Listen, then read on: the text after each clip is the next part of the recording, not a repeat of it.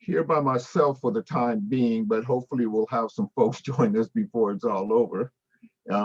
Anyway, this is our typical Wednesday Wednesday call, and what we do for the next 2 hours or so is we do role playing, and the role playing is based on centered around what is known as the GUTS system. The GUTS system is a system uh,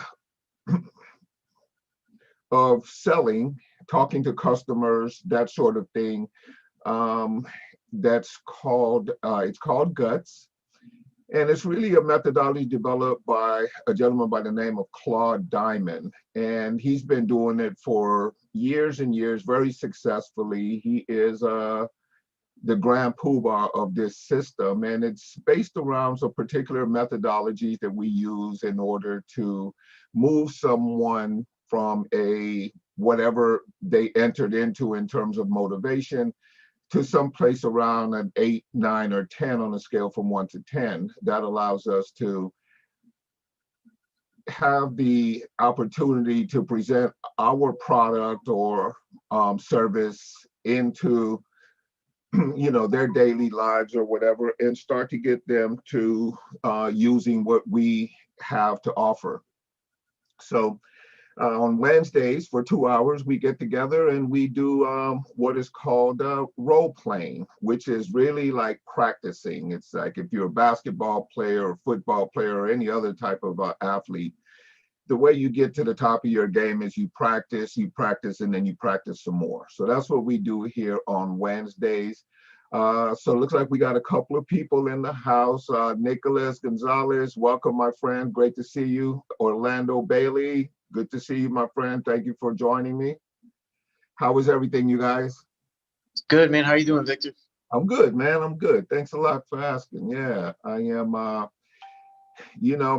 actually moving forward with my business. I'm getting everything systemized now. I got some people involved in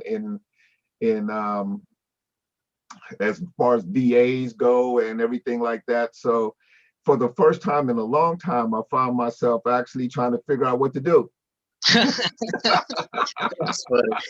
Which was a very unique experience, right? Like, I was kicking it during the daytime, and I'm like, oh my God, normally I would be doing all these different things, and now I don't have to do them anymore. So, well, needless to say, it didn't take long to fill up the time. That's awesome though, man. That's awesome. What's going on, everyone? Hey, what's up, Philip? How you doing, buddy? I am very tired right now. I know, man. I didn't sleep good last night. I was up until about 3 a.m. and then I had another call this morning at 7:30, one at 8. So I am already literally on fumes, but I expect that I'm gonna get energized right here with you guys. Actually, I work overnight, so it's kind of hard. It's kind of harder. You work overnight? Yeah, I work graveyard shift. Oh, wow. Yeah, that is tough. That is tough. But I'm dedicated and trying to get this role play in, though.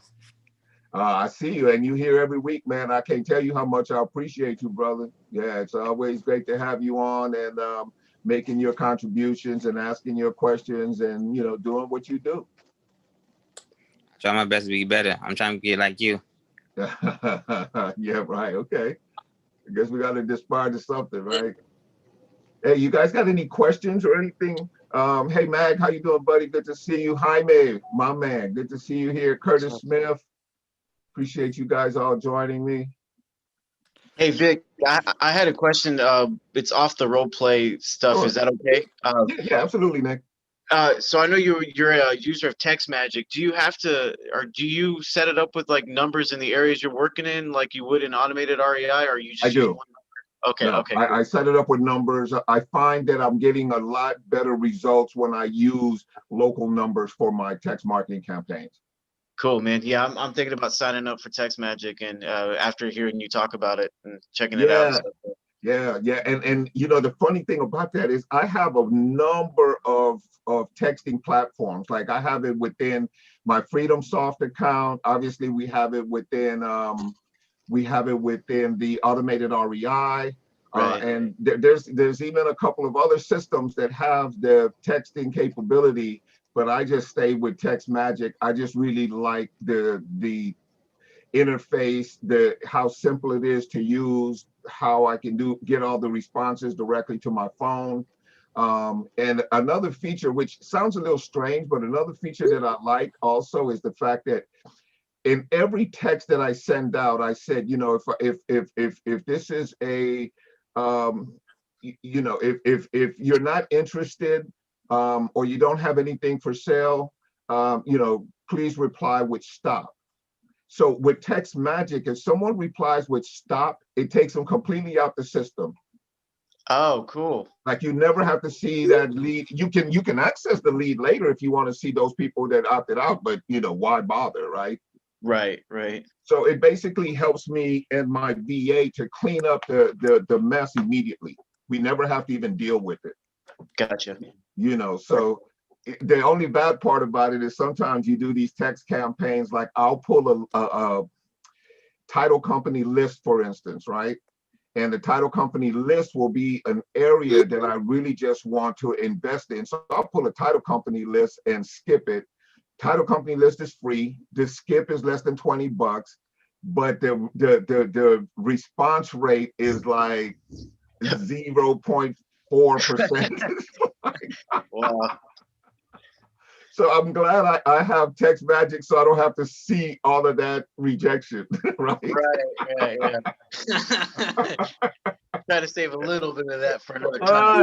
Right. You know, I only talk to people that are interested at all. So if you're not interested and it takes you out the system, that's perfect for me. I don't have to talk to you. That's funny. Well, cool. I appreciate you sharing that, Victor. For sure. Thanks, Nick. Victor, what's the price on a monthly price for Text Magic? You know, I don't even know. I think it's almost like a pay-as-you-go type scenario. It doesn't matter. You're making so much money, so you don't realize the price. I believe it's a pay-as-you-go service, though. You can just basically download it. Here, I could actually check on it. I don't even think I pay on a monthly, though. Yeah, I think it's a pay-as-you-go, but you also have to pay for the numbers that you use. So it's like depending on the that's right. You pay for the numbers, and that's basically it. It's a lot easier to set up because you don't have to format anything when you use the setup. You don't have to format anything. You can just copy your numbers, and as long as you put them into the system one on top of the other, you don't have to separate with commas or do anything. So it's just, I mean, the speed of execution is ridiculous. And that's another thing that I really like about it. Is it easy to keep the campaign separate so you can tell like what, you know, this is like X area? You can definitely run separate campaigns. You can go in and manage the individual campaign separately. You can see what each results. It gives you the statistics on, you know, what you're getting back on it. Cool beans, man. So what's the difference than Freedom Soft then?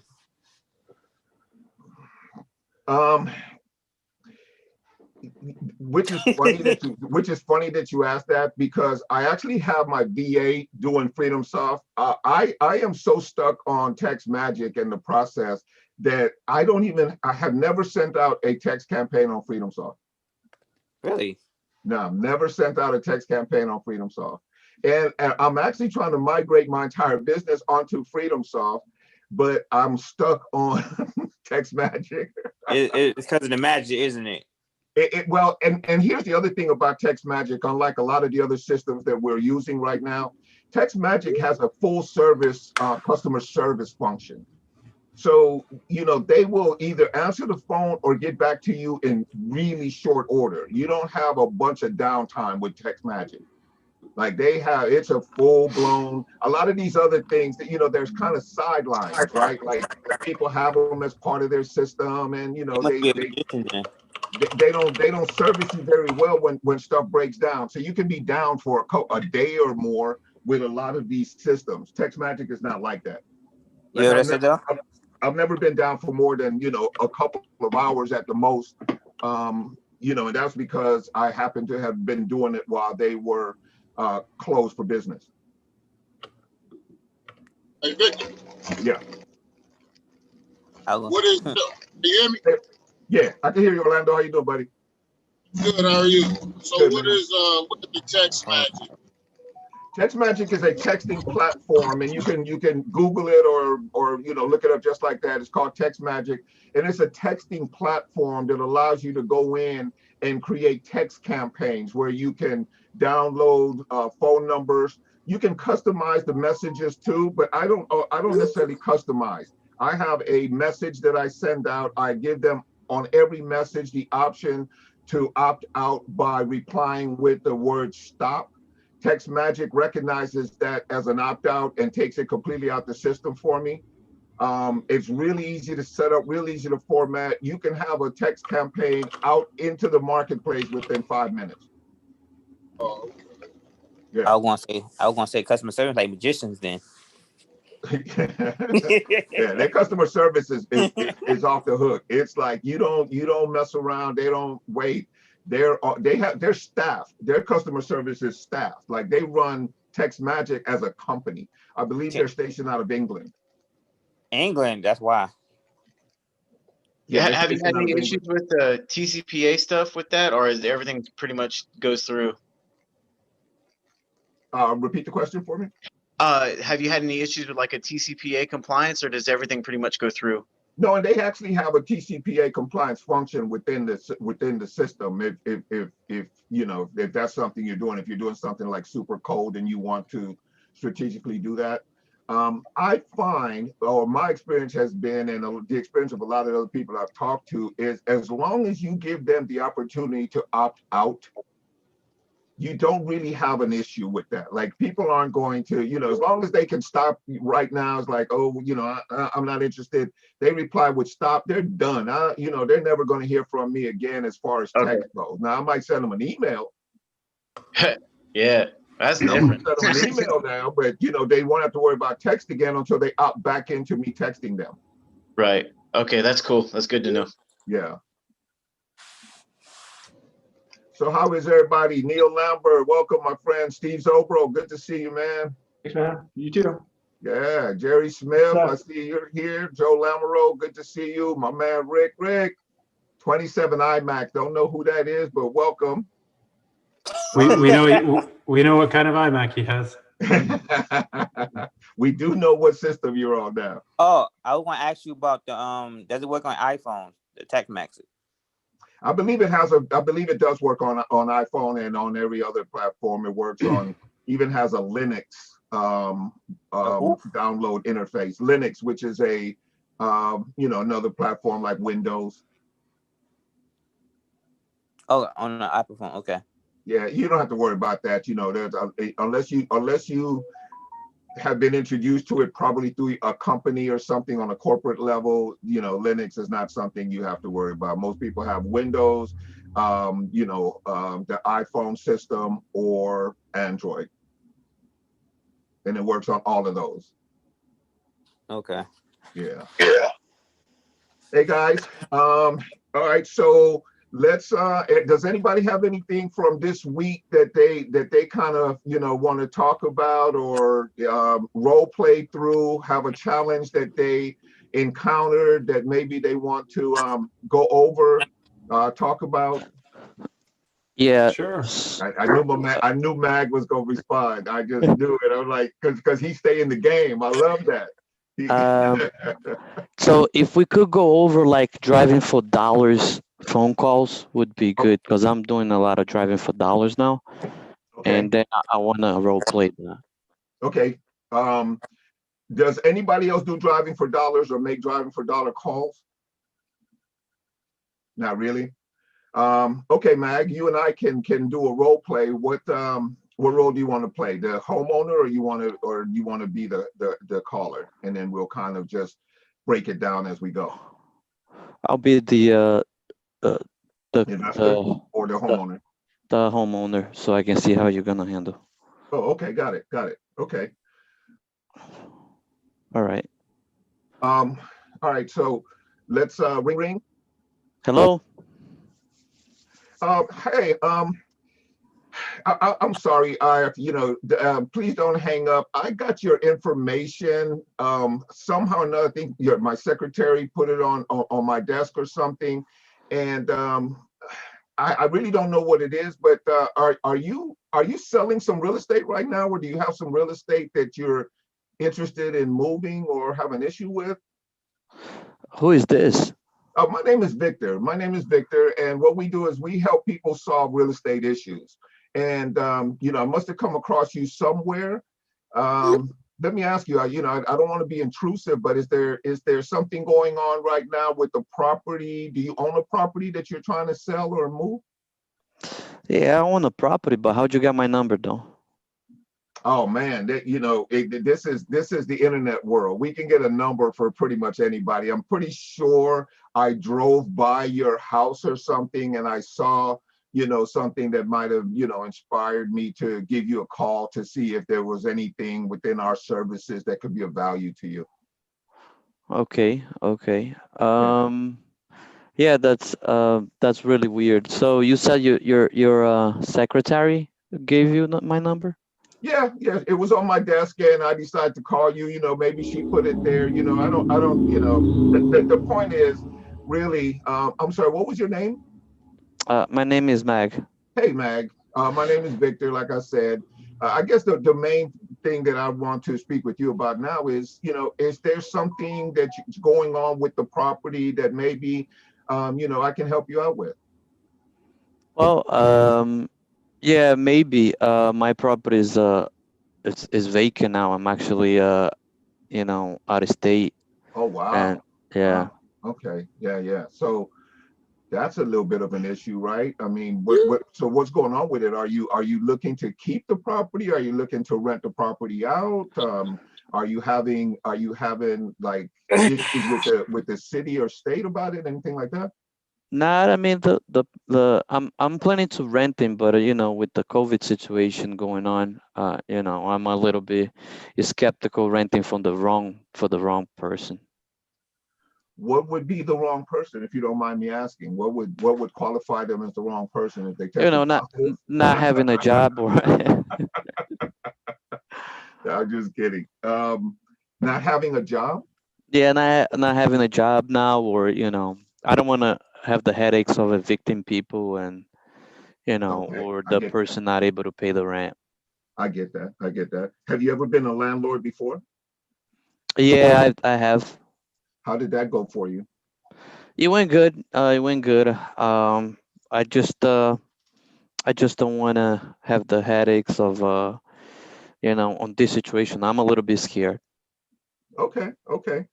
All right. Well, it's good that you and I are talking then. Let me give you a little bit of information about who I am. I am a real estate investor, and what I do is I help people to solve real estate related problems. And if I could help you solve this problem right now, get somebody a high quality tenant in there for you right now, make sure that you make some money every single month and that you don't have any management issues. Is that something we could talk about right now or maybe not? Um, yeah, I think so. I think Yeah. so. Yeah. Okay. All right. Well, let's start off a little bit with and just to let you know, if at any point in this conversation, I say something that you don't agree with, or that you're done with this conversation, feel free to fire me. Okay, I'm not attached either way. My main commitment is to see if we can find some way for both of us to win. Like I said, I'm an investor. This is how I feed my family. So I try to structure deals where everybody wins in the situation. Does that sound good to you? Sounds good. Okay, great. So let me ask you a little bit about the property. Um, what are you asking for, first of all? Oh, about 350. You say about. Yeah, Are you 350. flexible? Are you flexible in that price? Yeah, I'm a little bit flexible. Okay, so how do you come up with that particular price? Well, I have a few investors friend in real estate work on real estate, and they gave me the price. Now, that's interesting. So you have investor friends, but you haven't sold it to them. Why haven't you? Why? I'm pretty sure if they're investors, they've asked you about this property, right? Because if my friends have properties, I'm trying to buy them. So tell me about that.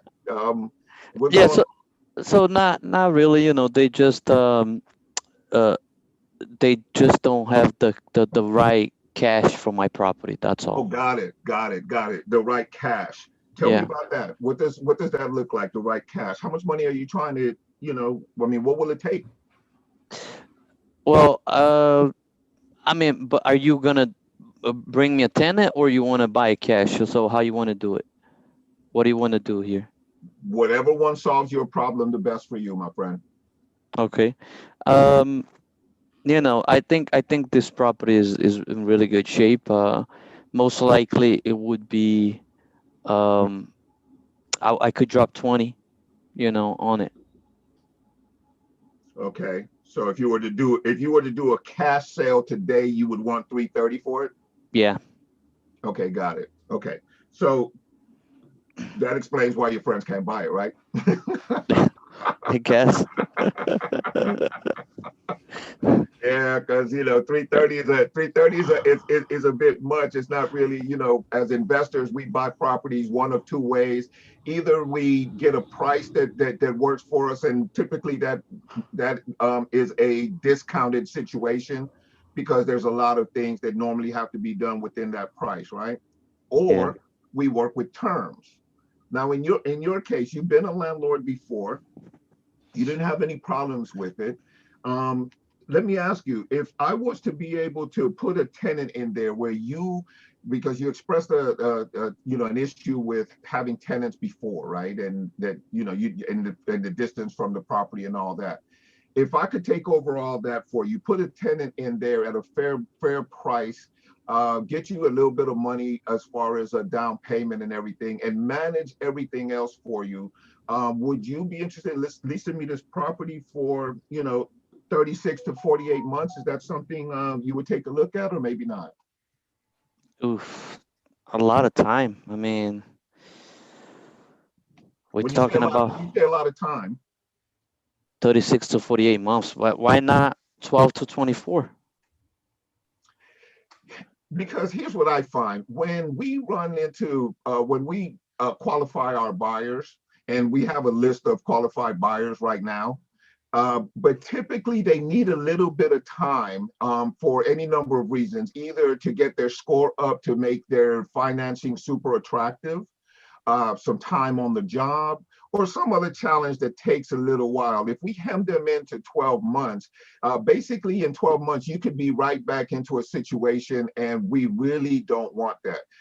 Imagine instead of having a situation in 12 months, you are consistently going to the banking X number of dollars with absolutely no time spent on your part. How would that look for you? Mm, okay. All right. Um, Yeah, so the timeline really is I'll be honest with you, typically they're out of there long before that. But the thing is, we don't want to put them or you back into another situation right away where next year in 12 months you're right back in stress level, right? yeah, we Instead don't of want just that. cashing checks. Right. Would you rather just cash checks? All day long. I find that to be true for most people, man. To be honest with you, most people just rather cash checks. So let me ask you, what is your monthly expense on this property, including your principal, interest, taxes, and insurance? About 2100. 2,100. Wow. Okay, you must have a pretty high interest rate on your loan or something, because that seems a bit high for that property. What's the balance on it? Uh, well, I have it for a year, so When Oh, you only had the loan for a year? yeah. Okay, and what was the original loan amount? It was the whole 350. So you got 100% financing on this thing? I got 100% financing. Yeah. Man, no wonder your payments are so high. It all makes sense now. Okay, okay, I see what you did. So you got two loans, huh? Yeah. Yeah, I get it. I get it. Okay, so 2,100. And pretty much you don't have any equity in this property. Nah, not So a lot Mag, of. let me ask you that. Okay, so at this point right now, you're telling me you have a property that you want to sell. There's absolutely no equity. So you do understand you would literally have to come out of pocket to sell this property right now? Well, wasn't aware or full aware of that. No. Yeah, yeah. Right now, if you were to say call a realtor and the realtor want to list it, they'll want to probably do some things, spruce it up, pretty it up, have you clean it up or whatever, and have you get it ready. Not only that, they come with a commission attached to them, right? Wow. Like Yeah, yeah. they don't work for free, That's right? why I have investors, like you calling me. That's exactly why you have investors like me calling you. So man, I think I have the ideal solution for you. One more question in terms of the money. How much are rents going for that kind of property? It's a 3-bedroom, 2-bath, right? Yes. And how much are rents going in your area for something like that? Since I don't know if you landlord in this area, but if you did, any idea? It go for about 2,200. 2,200. Yeah. Okay. Okay. So, okay, with that said, Mag, um, there doesn't seem to be a lot of room in this deal right here. So you tell me, what would be the ideal situation if you were to look at yourself, 30 days down the road, a month down, 2 months down the road, what would be your ideal scenario with this? I don't know. I mean, I'm actually obviously, if you sold it, I don't mean to interrupt you, but if you sold it, there's no profit in here for you. Now, do you want to profit from this property? I mean, would you like to see, some money come in from it? honestly at this point I want to get rid of it.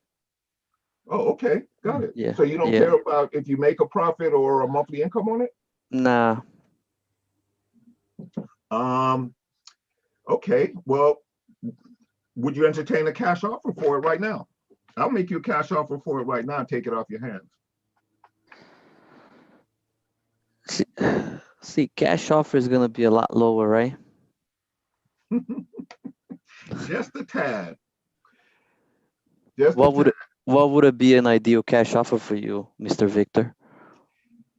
Mag, if I showed up at your door right now with a briefcase full of cash, and in that briefcase I was holding $240,000, would you take it? I would call the cops because that's very dangerous.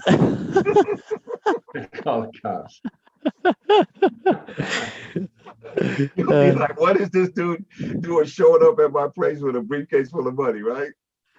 um, But here's the bottom line, man. That's not really even an option for you right now, to be honest with you, Mag. You owe more than that on this property. Right. Yeah. So you really can't take that offer. I just kind of threw it out there to see what was on your mind. But let's talk about really solving your problem right now. Yeah. You say you don't necessarily need any cash for this property right now. So here's what I'd like to do. The one way I could take it off your hands is if you allow me to, lease the property from you for, say, that 36 to 48 months. I have to stick with that number only because of the financing on this thing right now. There's no room. So, I need some flexibility. Okay. Okay. But if you can do that, what I can do is I can get a highly qualified tenant in there. In fact, I'll even give you the right of first refusal on the tenant, because that seems to be something that you were concerned about with before. Yes. So you can, I have qualified tenants, and I'll run them by you, and you can actually sign off on them. So we're kind of in this together, right? Well, I don't want to be responsible anymore, even though you're You're not, saying, you won't be responsible. I was just addressing the question you brought up earlier about, about the quality of tenant. That no, seems to have been a concern for you. right, but I don't want down the line you come to me and be like, okay, the tenant, you chose the tenant. Now it's your fault if something happens. You know what I mean? Because I've heard a lot of investors telling me this. I see exactly where you're going with that. Okay, so if I could guarantee that you won't have any tenant issues in terms of having to do any repairs, getting calls in the middle of the night, any of those issues whatsoever. And in fact, I'll even make sure that everything, say over $600, $700 per month, is automatically covered with a warranty scenario. Would that work for you, or maybe not? I think it will. Yeah, I think something like that will be good. Okay, great. How much money would it take up front for us to get this deal done right now? If you can give me 25 would be good. 2,500? 1,000. Mag? Mag? No, let's keep it real. There's not $25,000 in equity, and you know that, right? And what's the best that you can do for me then? Tell me. Well, here's what I like to do. I like to put some numbers together. I can make sure that your $2,100 a month is completely covered. Mm-hmm. All right, I can get you, maybe $1,500 right up front on the first month, and we can cover you every single month. And within the next 24 months or so, 24 to 36 months, we will buy the property outright at your full asking price. Is that something that we can do right now? That way you don't have any worries about the payments that are going on. You don't have any management headaches whatsoever. And within, a reasonable time period, you will be completely dissolved this issue. Is there any deposit that you can give it to me now? When you say deposit, Like a upfront money that you can give me? well, I can give you first month's rent, maybe another $1,000 as soon as the tenant moves in. So that's about what? 4,000? Well, first month's rent is what, 2,100 plus, 21 plus 1,000. more like 3,100. Okay. Why don't we make it 5 though? Well, we make what, 5? 5,000. 5,000.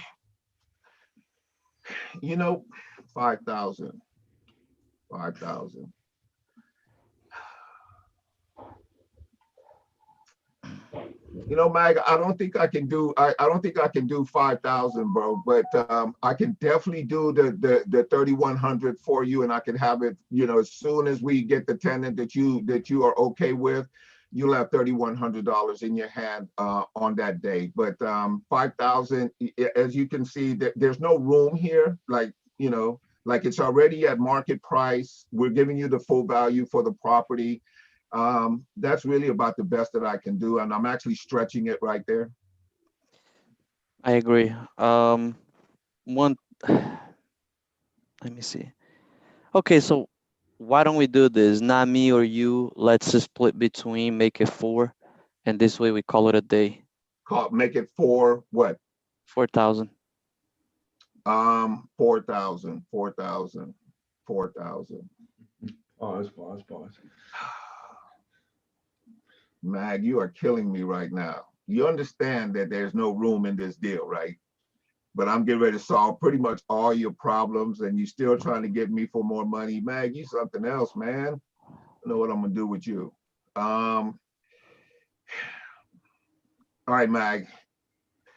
The best that I can do, man, and you are absolutely killing me right now. I can do 3,500. I can't do a penny more, man. I'm sorry about that. But that's the most I can do. And with that said, is this over? If because if you can't agree to that, we're pretty much dead in the water at this point. So is it over, Mac? Okay, we do the 3,500.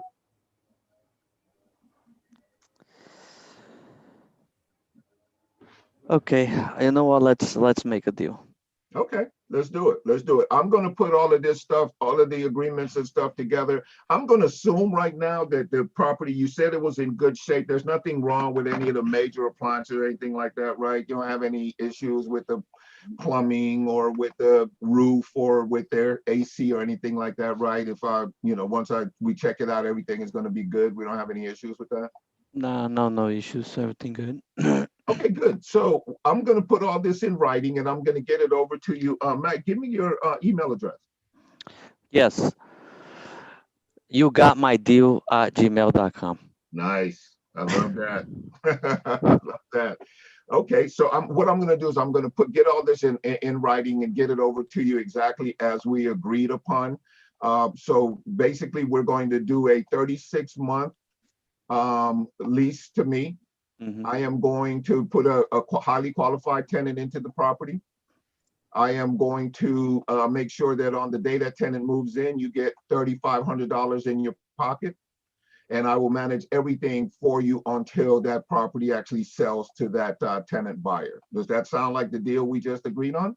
Yes. Perfect. I will put that in writing. And once I do, I'd like to reconvene with you at 4 o'clock. How does 4 o'clock sound to you? I'll get this over to you in the next 30 minutes. Sounds good. Yeah. So with everything being said that we just agreed on, at 4 o'clock when you and I speak, what happens then, Mag? Well, we're gonna review the contract and make sure Well, I'm everything going to is. send you the contracts right now. So I'm going to give you some time to review it. And at 4 o'clock, when you and I get together, I'm going to need a decision from you, Mag. And, you know, the reason I say it's, you know, let's get this done. Let's get it over with. If everything is what you and I just spoke about, what would be the other thing that would stop you? Is there somebody else who has to sign on it?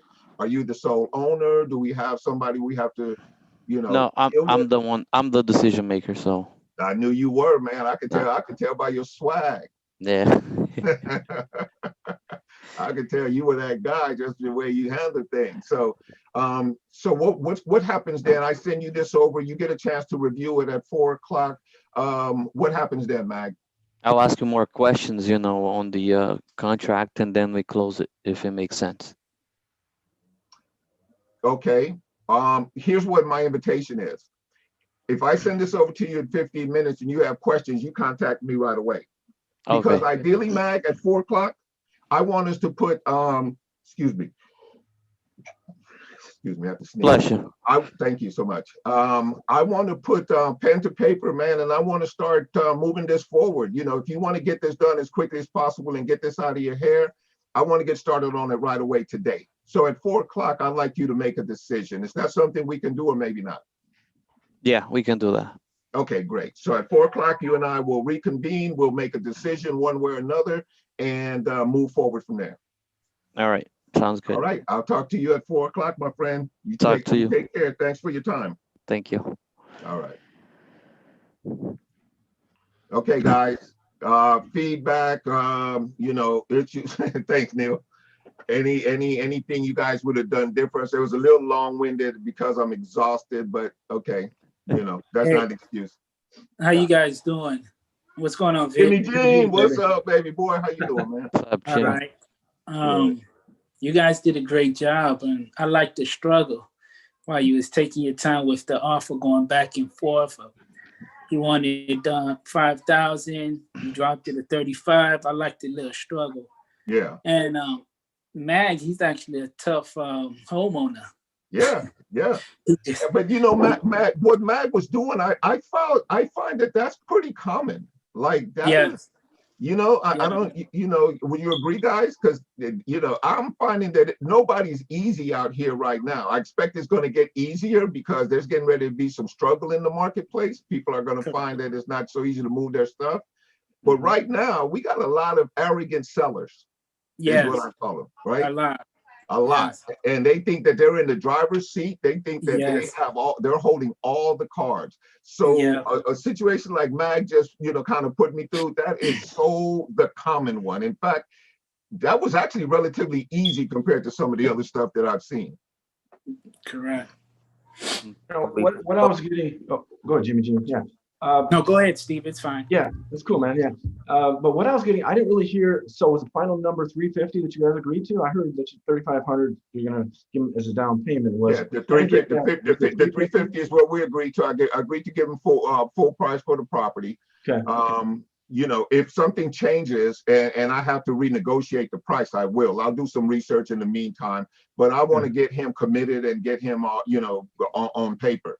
And he then did say 330, but you don't know what the balance is. He did say 330, but I mean, if he's only had it for a year, that balance might be 345, 348, who knows, probably all interest, not much principal. But here's what I would, from listening to Mag, I would have really zeroed in on his motivational level was he wants to get rid of it. So to me, if I was me, I would probably said, if I was able to do, take over the property, do a subject to, basically where you basically take it over, instead of doing all this stuff for 36, 24, 48 months, where you subject to, you take it over and basically you buy it from him. Maybe give him $3,500 down, because he sounds like he just wanted to get rid of it. I mean, he doesn't want to deal with all the headaches. That's what I was hearing from his motivation level. I could have been wrong, but I'm going to go on that path. I don't know if I wanted the property on a subject. I mean, the property has, zero equity. I don't have any research. I could revisit this as a subject to if I needed to. Right.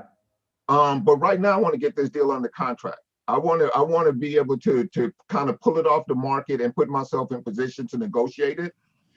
You were probably right about the subject too. It's not my initial go-to move, and I know that it kind of is yours. Like that's kind of where you go with yours, and that might be something that I actually will start working myself towards to try to sort of build a portfolio, because I do get that that's probably a way to easily build a portfolio, or at least cheaply, right? At least relative to putting 20% down and buying property. So question. But this property here, I don't know. I don't know. I may not want to mess with this at this price worth 380. It could be worth 380 because you never zeroed in as far as where did he get his number of 350. I know he has investors, but did they go through realtors? I mean, how did they get that number of 350? I would have zeroed in on that. How did you get that number? And then, but no, you guys did a great job. I'm, kind of like Monday morning quarterback. I mean, it was fantastic. But as I learned, is more that I can find out what their needs are. Let them do all the talking. I'm going to find out what their needs are. Once I find out what it is, then I'm going to try to structure it, whatever in my bag of tricks, to try to focus on their needs and close it based upon that. That's all. I mean, I would have went, lease option's cool, but I would probably thought about maybe a subject to, just another idea. So. On a sub, Steve, on a sub two, what would you do? Would you flip the contract to someone else? I'd probably hang on to it. I would probably hang on to it. So what I would do is I'd probably, hey, Mag, if I was able to do, take over the property, pay you $2,200 a month, close on it before October 31st. Is this something you'd be interested in? You wouldn't be interested in this, would you? So I would probably set it up once I find out what your needs are. I'd just basically find a way to take over those payments and give you some money for that. That way you've got money, you don't have to worry about the payments, and I've got the property. But I want to make sure the property is worth, 350, 360, 370, or I wouldn't do that. So like what Victor said, he'd do a little more research to find out, what the value is, and then maybe go to, so that's what I would probably, that's what I was hearing. So here's my thinking. First of all, I want to build relationship with this guy. I want to become his guy. I want to put something on the table that he's already comfortable with. Okay. If I come up with some more options, I could sweeten the pot for him. I could come back and reintroduce something else, right? But again, my go-to strategy is lease options. So that's the first thing that I'm going to introduce into the conversation. Now, if I do some research, which I will as soon as I get off the phone, and I find out that there's some opportunity here beyond my lease option that I'm going to, grab 5,000, 10,000 and be out of real quick. In my thinking, because I'm not a subject to guy, I'm thinking to myself, why would I pay full price for 100% financed property at this point? Because I know he has 2 loans. And, it's just at this point, I don't know if I want this to be a subject to for me, right? I have a question with that. Sure. Yeah. Right? I don't really know if I want this to be. Now, if I do some research and I find out that it is, because I don't want to inherit, a bad loan. 100% financing tends to be bad loans. Right, like they're not great loans, right? So, granted, the numbers work, but I don't know if I like the dynamics. But what I do know is I want to get this thing under contract, and I want to, if I have an opportunity to sweeten up this pot, you can always sweeten a pot for a seller. Like, look, I have an even better idea. So my question is, what was the interest rate on it? It doesn't matter. I don't care what the rate is. Yeah. As long as the payments are covered. Right. I mean, it was a subject to, the interest matter a little, don't it? I didn't do a subject to though. But if you would have. I don't know. I haven't done the research. I wouldn't just throw it out there. I would, I would come back to him, and I would definitely go for 0% on the subject too. I'm not really trying to pay interest on it. That makes sense. He's already paid. He's already paying all the interest that I'm interested in having involved in this deal. Whatever he's paid on those loans is all the interest that is going to be paid on this deal. I'm not paying any. Hey, Steve, I totally get where you coming from. Cause if you end up doing the subject to giving them the 4,000, you keep the property, then you just turn back around and do a lease option or lease purchase with it. Now you have complete control over the property. And I get where you totally coming from with that situation. Yeah. Yeah. But look at that. I listened to where his needs was. He was basically saying, I don't want to deal with this thing. I mean, that's what he was. So I'm like, okay, I'm gonna find out what can I do to get it off his hands. That's all. And that's what I heard from his motivational level. And just give him the little 4,000, walk away. Now you're gonna end up flipping this for probably what, 370, get a nice deposit. But we see, but here again, guys, we don't know that. We don't know that. We don't know what. Right. Like at this point, you know, it's a cold call. I don't know any of the information. I now have a contract on this thing. Now I have options. Got you. Makes sense. I see where you're coming from too. Yeah, now I have options. You know, I mean, yeah, and again, each of us has a go-to move. Yeah. Right? And then we have a counter move to that go-to move, right? My go-to move is lease options. Right? I'll grab my 10,000 and I'm out the door. I'm done. I'm good. You know what I'm saying? If I can do 5 of those a month, I'm winning. So that's my go-to move. Right. So with Steve is a subject to investor. Not really. Or you know, subject to is one of your tools, one of the tools that you use, right? Right. Like I'm not super strong, even though I do know about subject twos in that regard. Right. But I'm gonna go to what I do know. Right. And I'm gonna get this thing under contract. Right. And see, what I would do is if I got a cold call, and I got it here, I'm going to probably maybe research the property a little bit before I call them to get an idea. You know, is it worth 370? Is it worth 380? I want to know a little bit up front is what do I think it's worth before I actually talk to him. I mean, that's how I do it. That way, if he says 350, I might say this thing could be worth 370, 380. But I'll kind of like know that before I talk to him on the phone. That's kind of like how I do it. That would absolutely make sense if you do if you did all the research first. I didn't really do all that in the role play. Sure. I just really wanted to have the conversation. Right. You know what I'm saying? Yeah. Job. I'm sorry. Go ahead, Jimmy. I said, and you did a great job. Both of you guys did a great job on the conversation. Appreciate it. Yeah, appreciate it. Yeah. Just so as far as the role play part right here, it's really about the role play and about having the conversations on the phone. More so, and I do get what Steve is saying in terms of the strategy that you're using, and you need to know what your strategy is. You need to know what your go-to move is. I was curious. Now I don't want to sound like the amateur over here, but if y'all can help me understand what is the difference between the two. The purchase lease options or subject basically subject to means that you are now taking over. He is acting as the bank. He's basically acting as the bank, right? He holds the title. He holds the title, all that. If Steve, if you want to, try to maybe explain a little bit about subject to, since that's your. Yeah, it's very simple. Basically, you assume the loan. I would assume the loan of the bank.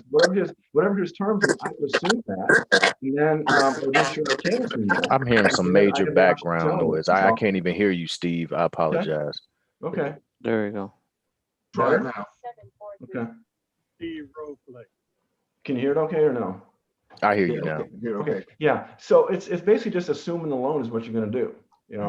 So let's just say max was at 340 or 345. I'm going to assume that loan.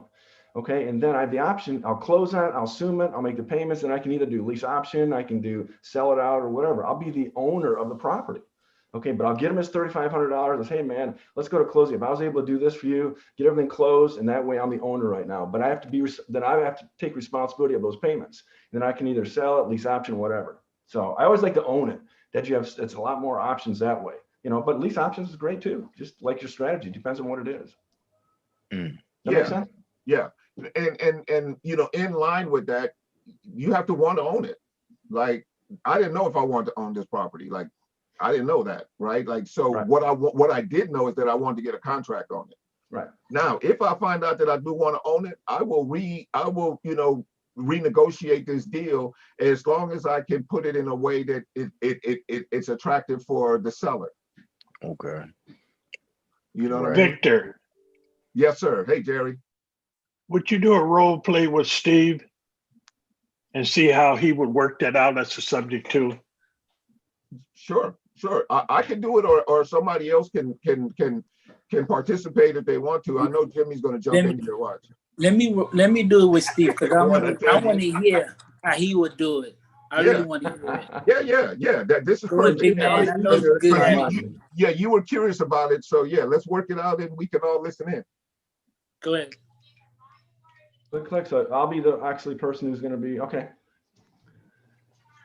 So Yes, I'll actually you'll be be the investor, and Jimmy will be the the hard ass seller. Go ahead. Okay. So before we jump into the next role play, just I got one question here for Victor.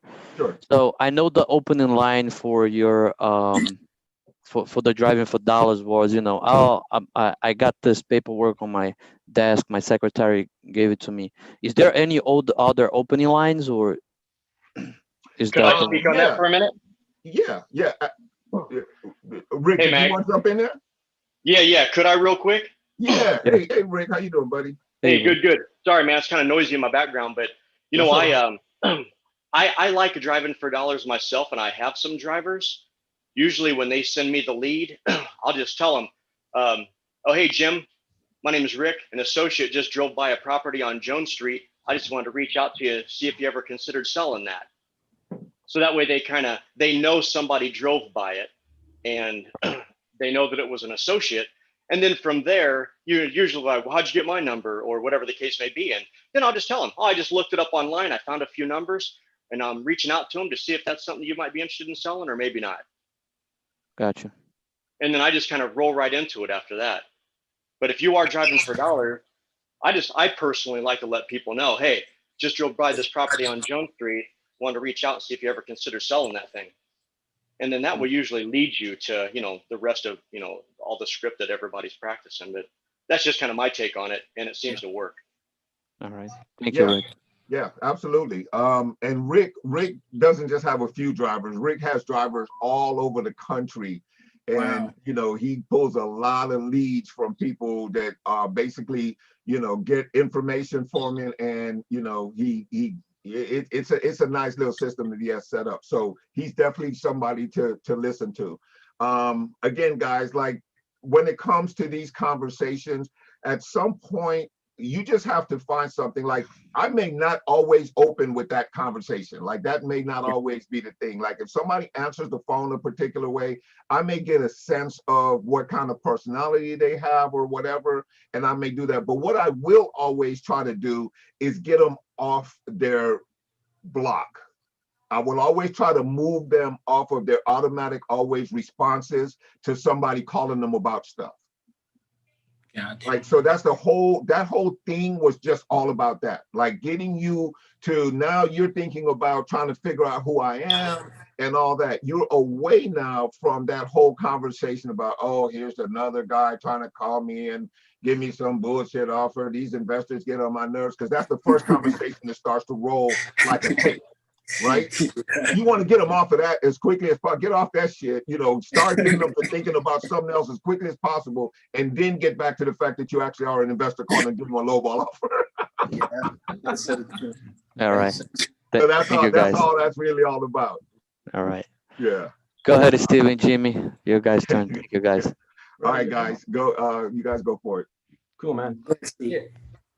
Yeah, I got this piece of paper from this job, something about some real estate. You're not trying to sell some real estate, are you? Yeah, I'm actually is. Okay. I'm just kind of confused. Yeah, my name is Steve. What's your name? My name is Steve. My name is Jim. Hey, Jim. Do you mind if I call you Jim?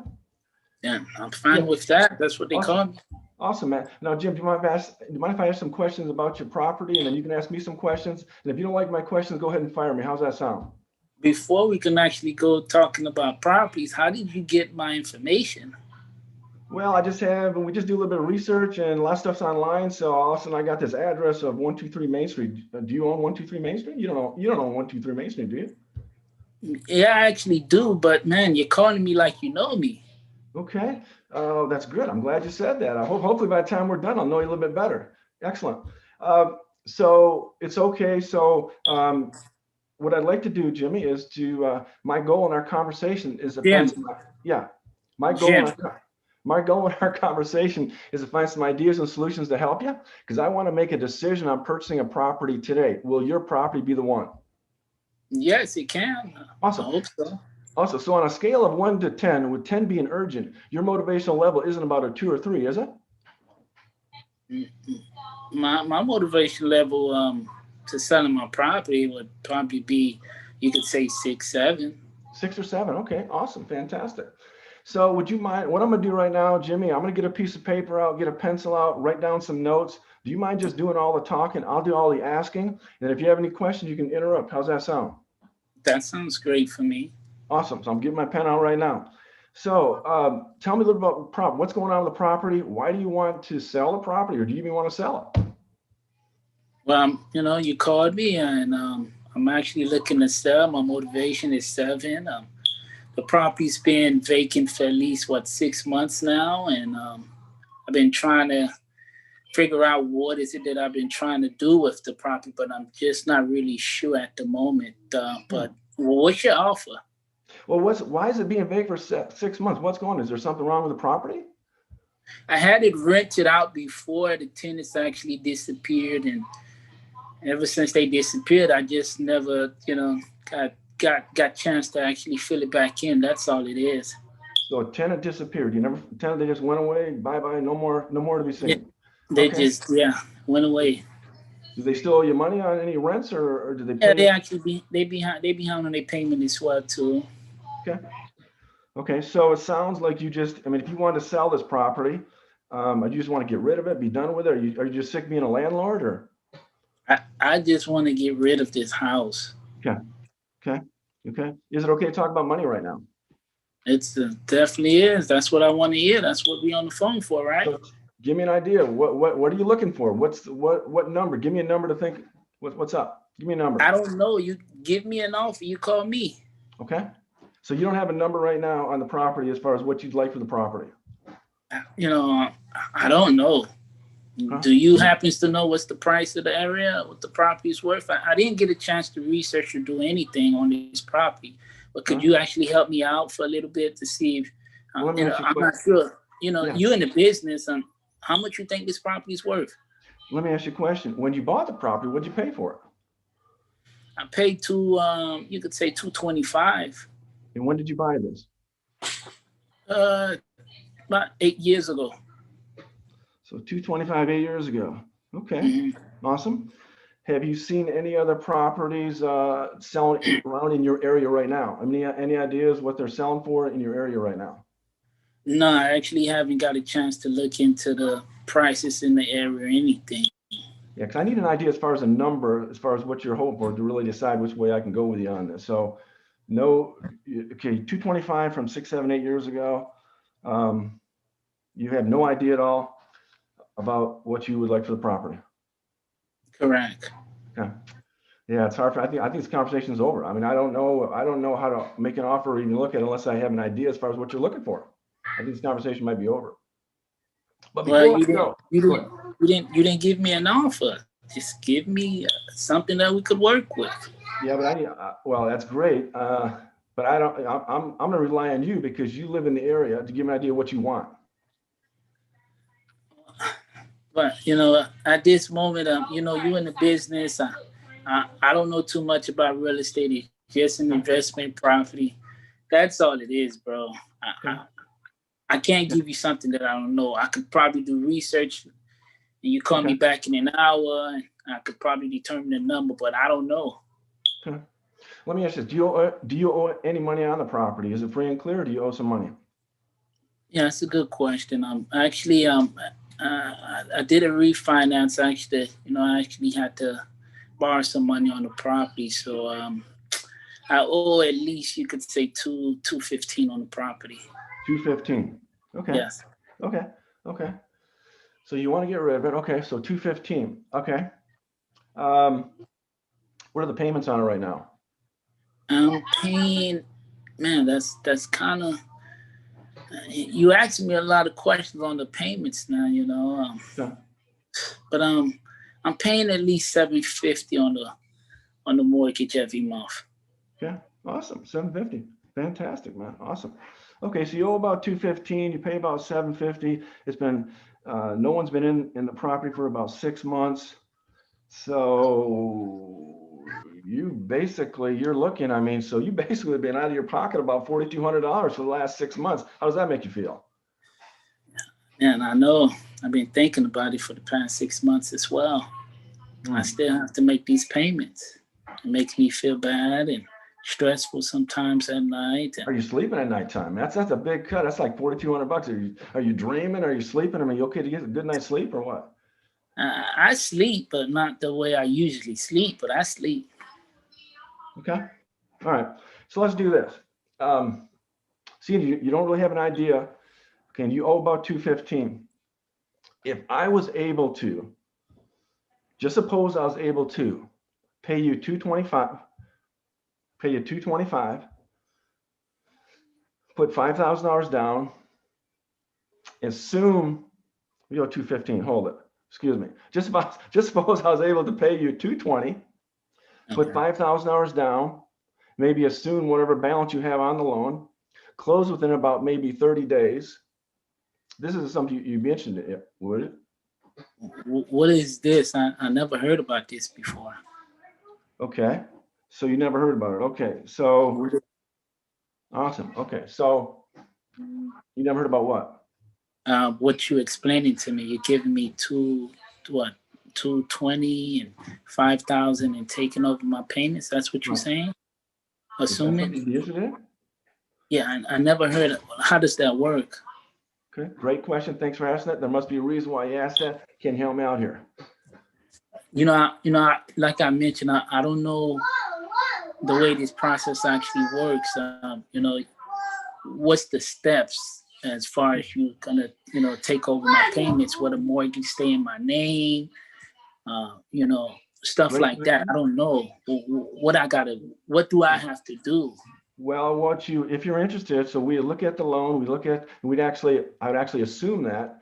So we'd go closing through a title company, and it would show that I would assume your loan, give you some money down, and then we'd close, record it, and then you would be done with the property. And then you would save yourself, the $750 a month, which you've already put out $4,200 over the last 6 months. So that would save you a lot of money. That's not something you're interested in, would you be? What happens if you miss the payment? Okay, I'm responsible for it. So once I buy it, I'll be responsible for the property. So I'll be responsible for those payments. So I would assume. Okay, you assume it. Will the mortgage be transferred over under your name too? That's a great question. That's something we'll have to look into to make sure that I can do that. But if we can, another option we could, if we can, then I would definitely assume it, yes. You would? Would you be interested if I did? Yes, if you would, I'll be interested. Okay. Do you got an email address, Jimmy? Can I send you something? What I'm gonna do is I'm gonna stop what I'm doing right now, okay? And I'm gonna go ahead and send you a proposal and send you a little 2-minute video. And then if I send this over to you today, let's say by about 12 o'clock with some of the terms we talked about, the 225, $5,000 down, assuming your payments, and then closing on or before October 31st. If I get that to you today by 12 o'clock, can you get that back to me by 4:30 today so I can start working on the agreement with you? Sure, I don't mind. I could actually get it all sent out to you, but I need to go ahead and just run this by my wife, and I'll be okay with that. So your wife is on it also, correct? No, she's my wife. I've been with her for at least 15 years. She's actually on the deed. She's on the deed. No, she's not on the deed, but I just like to run things by her to see if it makes sense. That's all. Great. So I'll send it over to you. Have your wife take a look at it. You take a look at it. And then if you both looked at it and you agree to it, can you get that back to me by 4:30 today so we can work on it for you? Sure, we can do that. I don't mind. Now, before I go, so your wife is not on it, but she's going to look at it. Before, Yes. great talking to you. You seem like a guy. You're yes mean yes. You know me no. So you seem like a man of your word. So my only concern is if we do all this stuff and you Okay. get this back to me today by 4:30, I'm not going to be getting a call tomorrow morning at about 8 o'clock. Hey, Steve, I had a bad dream, man. My wife filed divorce papers on me. You know, I got 2 flat tires and my dog's got an earache. I'm not going to get that phone call, will I? No, you won't, man. Okay. You won't. And I knew that you were a man of your word. So I thank you for that. So what I'm going to do, I'll get that saved to you by 12 o'clock. You get that back to me by 4 o'clock today or 4:30, and we can start working on it for you. How's that sound? That sounds great. That sounds great. Thanks, Jimmy. God bless you, man. Thank you. You're welcome. Kind of like what I would kind of like to do a little bit. So, Okay. Hey guys, let's start with you, Jimmy. What did you take from that? You know, you could give us some feedback. How did you feel about the role play, and did you feel he moved you in a direction that you know, would have you make a decision or at least have some clarity about where you're going? By the way, Steve, you did a great job, you know, with the communication and, you know, actually giving the foundation from the beginning as far as the agenda. I was a bit confused and about the subject tool, and I still didn't really understand it. That's the reason why I said I'm gonna let my wife look over it with me, and she could actually, if she has some questions, we can actually ask you. Normally when it comes down with subjects tool, I don't know, every other investors that I speak to, they say they are not taking over nobody debt. The mortgage is gonna stay in their name, and we just transferring everything over. But overall, you did great. But I was just confused on the subject to part, on assuming the mortgage part. That's all.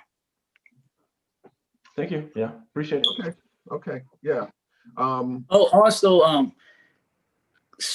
like slow down. You're moving so fast. Just slow down. It's like Steve was just going so fast, 100 miles per hour, doing the conversation. Ask a question and wait. Ask a question. It's like you're asking 2, 3, 4 questions at one time. Okay. Good advice. Thank you. That's how I learn. All right, good stuff, good stuff. So Steve, I'll let you you know, put your input and feedback. How did you feel about the call? You know, and you know, give us your thoughts. Well, the biggest thing is like I try to like get a number. I want to get some sort of number from Jimmy, and it's when I don't have a number. A lot of times when you call someone, they have a good idea as far as possibly what their property is worth. So I was trying to like struggle a little bit to try to get a number. That's why I had to go back to his payments, find out how much he's owed on the property, see that he hasn't made payments for 6 months, or he's made payments for 6 months. You know, that's basically grinding on him. That's money out of his pocket. So my biggest thing is to find out, you know, what he would like for the property. And I really didn't get that. So I'm kind of like throwing a number out there because, you know, I really want to find out where they're at. And I got to really zero in on that to get some sort of an idea, you know, so I can then play from there once I get their number. So it kind of like threw me for a little bit of curve. I thought I would hope you say, Steve, I need 250 or 230 or 220, you know, and whatever. So would you in any scenario, because you know, if I was doing the exact same thing, more than likely I'd be in front of my computer. So right. I'd be able to pull up that property, you know, type in that address and at least get a Zillow or some sort of, you know, estimate of what I think that thing is worth, so that I can at least have that conversation with him. And if he's reluctant, at least give him a starting point. You know, well, look, even if it wasn't true, if I'm looking on there and Zillow says it's worth 250, I might say, look, you know, from what I can tell, it looks like it's about 230. Does that sound right to you? Mm-hmm. You know, Yeah. possibly as a tactic. I would, you know, that's how I would have him hone in on a number if that was where I was trying to get him to, right? Yeah. Right. You know, Yeah. so yeah. Good So point. again, I would have just, you know, I would have just got on the computer and I seen, you know, Zillow, Zestimate. I say, you know, since, you know, you're not sure about the numbers, you know, I'm actually in front of the computers right now, and according to Zillow, it shows the estimates at 235. Is that's the exact amount you think your property's worth? And I would just hear what he had to say, and if he say yes, or if he say no, I think it's worth a little bit less or a little bit higher. Well, how much higher? And then go from there. Yeah, give him a starting point. You know, just give him something. If he's reluctant, then I'll give him one. Yeah, because there's times that the way I was speaking to Steve, a seller told me the same thing. Do I know you? You act like I know you from somewhere. You calling me like I know you from somewhere. Like we homies. And yeah, like we homies. And it's true. I get it all the time. And also with the numbers, as far as an offer, there's sellers that just play dumb, consistently play dumb.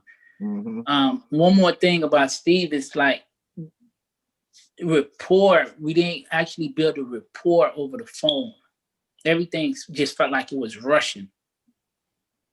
You get it, Steve? What I'm trying to say? Yeah. I'm just trying to rush. 3-minute time. I'm just trying to do, are you qualified or not? So I like to go within about a couple minutes. Is it something I should pursue or not? That's all. That's just, yeah. You don't want to waste anyone's time. So this is exactly, you guys, this is exactly what these role play sessions are for, you know, stuff like this, because especially, and this goes out to a lot of you guys who never really participate in the role play session, guys. I'm telling you, there is no better way to build that muscle and get that knowledge, you know, that comfort level behind you to get on the phone with these people that some of them are going to be, you know, the nice, you know, Southern, you know, guy or girl who just enjoys having conversations and they're easy to talk to. But they're not all going to be like that. So getting the practice in allows you to, you know, feel some different ways that people approach you. It gives you an opportunity to practice what your comebacks are going to be. It gives you an opportunity to, you know, hear yourself. And even for the most seasoned of us, we always get to the point at which we say, damn, I should have said this. Every phone call is like that, basically, right? Even the ones that you get a deal, you think, damn, if I would have said this, I might have got a better deal. Like, it is literally like that. So take advantage of this exercising that we do, because that's what we're doing. We're exercising, we're building the muscle, and we're getting strong. Naomi, you moving, baby. What's going on? You over there? You over there looking at houses? Hey, I was driving for dollars, so nice. The call is very relevant. Right. And excuse me, had to stop and grab a bite. So, what city you in right now? Philadelphia. Okay, yeah, that's I see all the brick buildings. I know that area is a lot of brick. We couldn't even have that in California. Yeah, all those buildings would be laying on the ground if it was in California. Believe that. Hey, well, it's good to see you. We haven't, you know, you've been missing in action for a couple of weeks, and it sure is nice to see you back on the set. It's good to be seen, and it's good to see you guys still going at it and getting better and better every time. You know, I see so much progress. Yeah, absolutely. We appreciate you. We appreciate you. Is that you have anything you want to work with? You have any role plays that you might want to do yourself? I'm not trying to put you on the spot. If you don't, you don't. Yeah. Yeah, I actually had a question. Sure. And it wasn't kind of like a role play, but I heard Steve talk about sending over a video, you know, as part of the process. And I was just curious about that role play.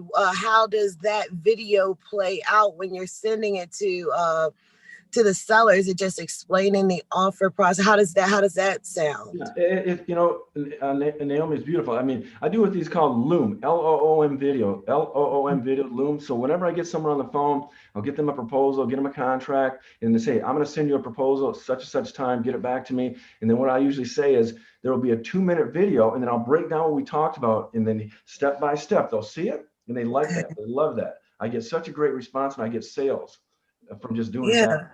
So just a different twist. I know Claude talks about a lot too, about getting videos out, not just talking, but they want to see your face, right?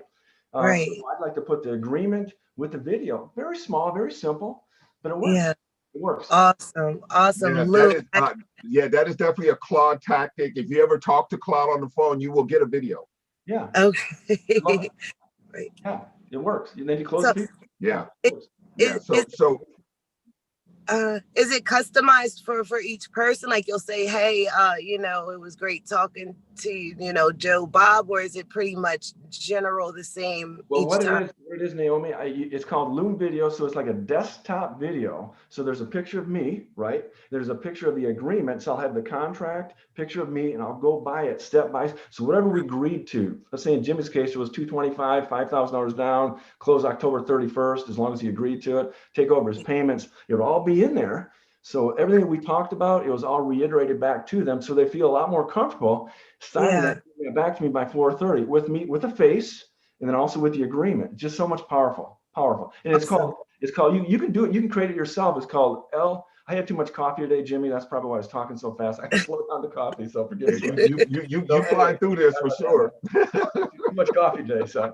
But it's called Loom, Loom, Loom. You can go online. You can create your own little desktop video. You can do it yourself. There it is. Okay.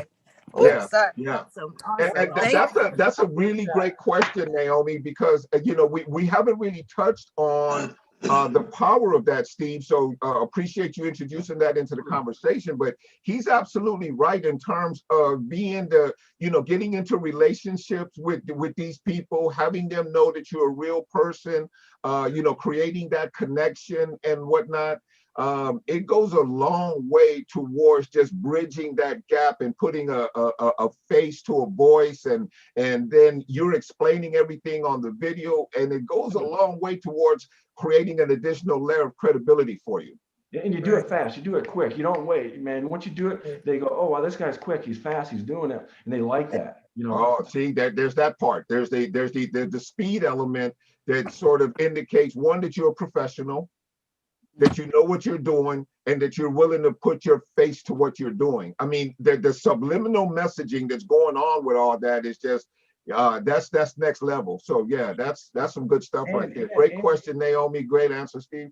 Yeah, and that you care about the people. People like it. It shows authenticity. You care about them, and people like that. Yeah. That's absolutely right. That's some good stuff right there. Any other input, anything that anybody wants to add to that, and then we can go into another role play. All quiet on the Western Front. You guys probably too young for that kind of statement right there. Y'all don't even know what that means. Ricky Rowland is laughing because he's like, yeah, I know what it means. All right. Steve, how long can the videos be? Is there a time? I like to keep about 2 or 3 minutes. I don't like to do any more, because usually if you listen to Claude, he says 2 or 3 minutes, because after that you lose their attention. So I like to keep it short, simple, but to the point, and cover all your points. So, and no more than 3 minutes. Try to keep it about between 2 and 3 minutes. Gotcha. So basically, you just cover the contract, the agreement, introduce yourself and say, look, here's the price that we talked about. Here's the monthly payments we talked about. Here's the date that we want to close on, type of thing. Go ahead and get this signed for me, and I'll get this right back, and we can go ahead and reconvene and lock this up. I'm definitely looking forward to doing business with you. Something like that. And their motivation level. You talked about having to do this. So I put a little motivation level in there once I find out what it is. So that motivation level. Give me an idea. Give us a little role play on it. Oh, give us a role plan? No. I mean, just like look, you mentioned. I'm assuming it's something like you mentioned such and such. Sure. I was just, hi, my name is Steve. Hey, Jimmy, really appreciate you talking to me. I really appreciate, I'm getting this agreement over to you. Here's some of the terms we talked about. 225, 5 down. I know you mentioned to me that you had made payments for the last 6 months that coming out of your pocket. You don't have to worry about that anymore. So look at this agreement, have your wife look it over, and get this back to me by 4:30. And then once you send it back to me, then we can start working on it. Are you okay with that? I mean, something like that. I just like to look at the camera, look at what I'm going to be sending to them, and act like you're talking to them directly. Yeah, and try to be confident, be very confident, likable. I say assertive and authoritative, kind of like everything that Claude talks about. When you use all those on a video, people like that. Good stuff. Good stuff. Okay, makes sense. I like that. I just thought about it probably helps them not ghost you as much as well. When Yeah, you're I was following thinking. up on that video note, it kind of like an extra nail in that confirmation coffin. Yes. That's strong stuff right there, Naomi. You bring in the noise, huh? Yes. Yeah, yeah. That's you right though. I didn't even think about that, but you're right, because it's more difficult to dismiss a face.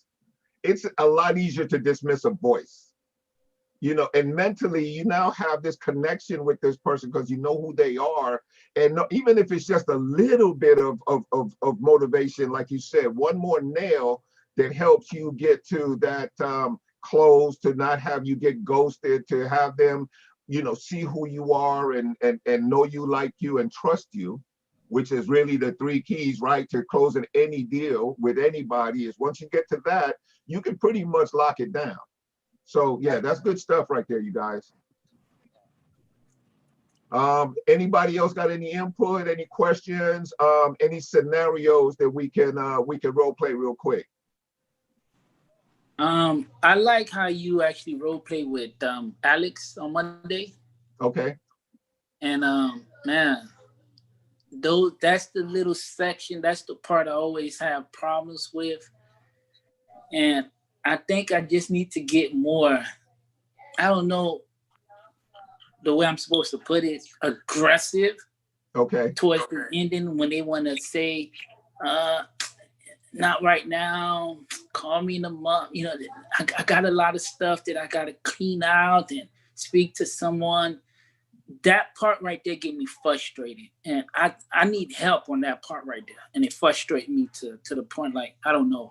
The way Alex was describing it, I just went through that with someone else 2 days ago, and I just get frustrated. Yeah. And yeah. I need that contract signed today. Okay. I just want to figure out how can I like do it to get that contract today. No matter what, I got to say the right thing. If I got to get aggressive, I don't know. I'm just trying to get that piece. How you did it great. And I'm just trying to figure out my way of how to get that contract today. Okay. You get what I'm saying? I do. I get what you're saying. I can, you know, I'm willing to role play with you if you want to, you know, work it out a little bit. You want me to be the investor? Yeah. Okay. All right. So we'll kind of cut to the chase and we'll kind of get to that part. You know, so Jimmy, as far as I understand, okay, we're going to do 300,000. We're going to give you $5,000 in your pocket right now. And you know, we're going to get this done in the next 15 days for you. Does all that sound correct, or did I miss something there? Yeah, it actually sounds correct. Everything sounds good. But you know, just give me about a month. Give me until a month. I still got some cleaning up to do. I need to, you know, talk this over with my aunt. Just give me about a month. Just give me a month. I can appreciate that, man. You know, sometimes when I make decisions, I have to, you know, I have to kind of think about stuff, maybe even say some prayers or do something like that. But in this case, Jimmy, unfortunately, I don't have a month for you. I just don't. I'm looking to make an investment, and I'm looking to do it right now in your neighborhood. And I really, you know, we have a couple other properties on the books right now that we're looking to get closed up. Now, earlier you mentioned to me that, you know, you and your wife wanted to get out of this and that you needed to do it by a certain time. And now it kind of seems like you're changing that. Was it something I said, Jimmy? Are you losing faith in me being able to do this? What you know, something happened, Jimmy. Tell me about it, man. You know, right now I just feel like I'm rushing, and I just don't want to make no mistakes. And that's the reason why I just need a month. Give me some time, because I still need to clean it. I still need to clean out the house and make sure, you know, I speak to the right person before I do everything. I don't like rushing anything, and that's all about it. I just don't want to rush. Okay, I can totally appreciate that. So earlier when we talked about, you know, the urgency and everything, you know, it sounded a little bit different. Jimmy, were you just kidding with me? You were pulling my leg, huh? You were just messing with me, weren't you? No, I actually like you, and you seem like a reasonable guy, and I don't think I was playing with you, Okay, because because you asked me a it sounds question like and right I now, just answered. like there's something missing in my conversation or in my structure of this deal or something that's going to, that's kind of hindering you from moving forward. And if it was something I did or said, just let me know, and I can tell you if it was something that I can or cannot adjust for us. Well, someone else just came by and they offered me a little bit more on the property. And last time I spoke to you, you said you're not going to be able to spend that extra money. Would you be willing to do, the 180 that I asked you for? Jimmy, if I was able to do that 180, would we be able to get this deal hammered down today? You see that, like, again, I told you, I just need give me some time. Just give me some time. I Give understand. me some time. I understand, Jimmy. So it's not. I'm It's gonna not. do the deal with you. I like you, but just Mhm. give me some time. Just give me some time. Okay. I don't have a problem with that, Jimmy. So here's my conclusion to this. It's not really the price, Jimmy. And we're going to get off the phone. We may or may not talk again, because like I said, I'm an investor. I'm looking to make a deal. I have I don't have unlimited funds, but I have enough funds to do your deal, and I haven't, and I'm able to do it today. I don't know if I'm going to be able to do it in 30 days, Jimmy. I'll be honest with you. And I like you as well. And I really want to solve your problem. I really want you to, get what you want out of this deal. Um, Consider this, Jimmy. Let's do this. Since you need a little bit of time, if everything else works with this, and I can go ahead and date the contract out a particular day, is that something that you would consider, or maybe not? When you say you could, put it at a particular date, like, what is it that you mean? Well, you said you need 30 days, right? Correct. Okay, so let's go ahead and do the contract, and we'll we'll schedule it to close a month from now. Is that Like something, I said, we can do, or no? we can't do it. Just give me 30 days. Give me 30 days.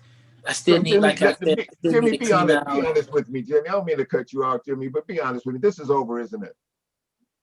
No, it's not over. Like I said, I'm gonna give you the house. I'm gonna sell it. And matter of fact, you sound like a brother, and I need to help. We need to help more of our peoples out, so you guys can actually grow. But I'm gonna give you this property, but just give me some time. Okay, so what is that going to look like, Jimmy? Tell me. So what do you want me to do in the meantime? Like I said, I have a limited budget. I only can do so much. I need to get something on the books like right away.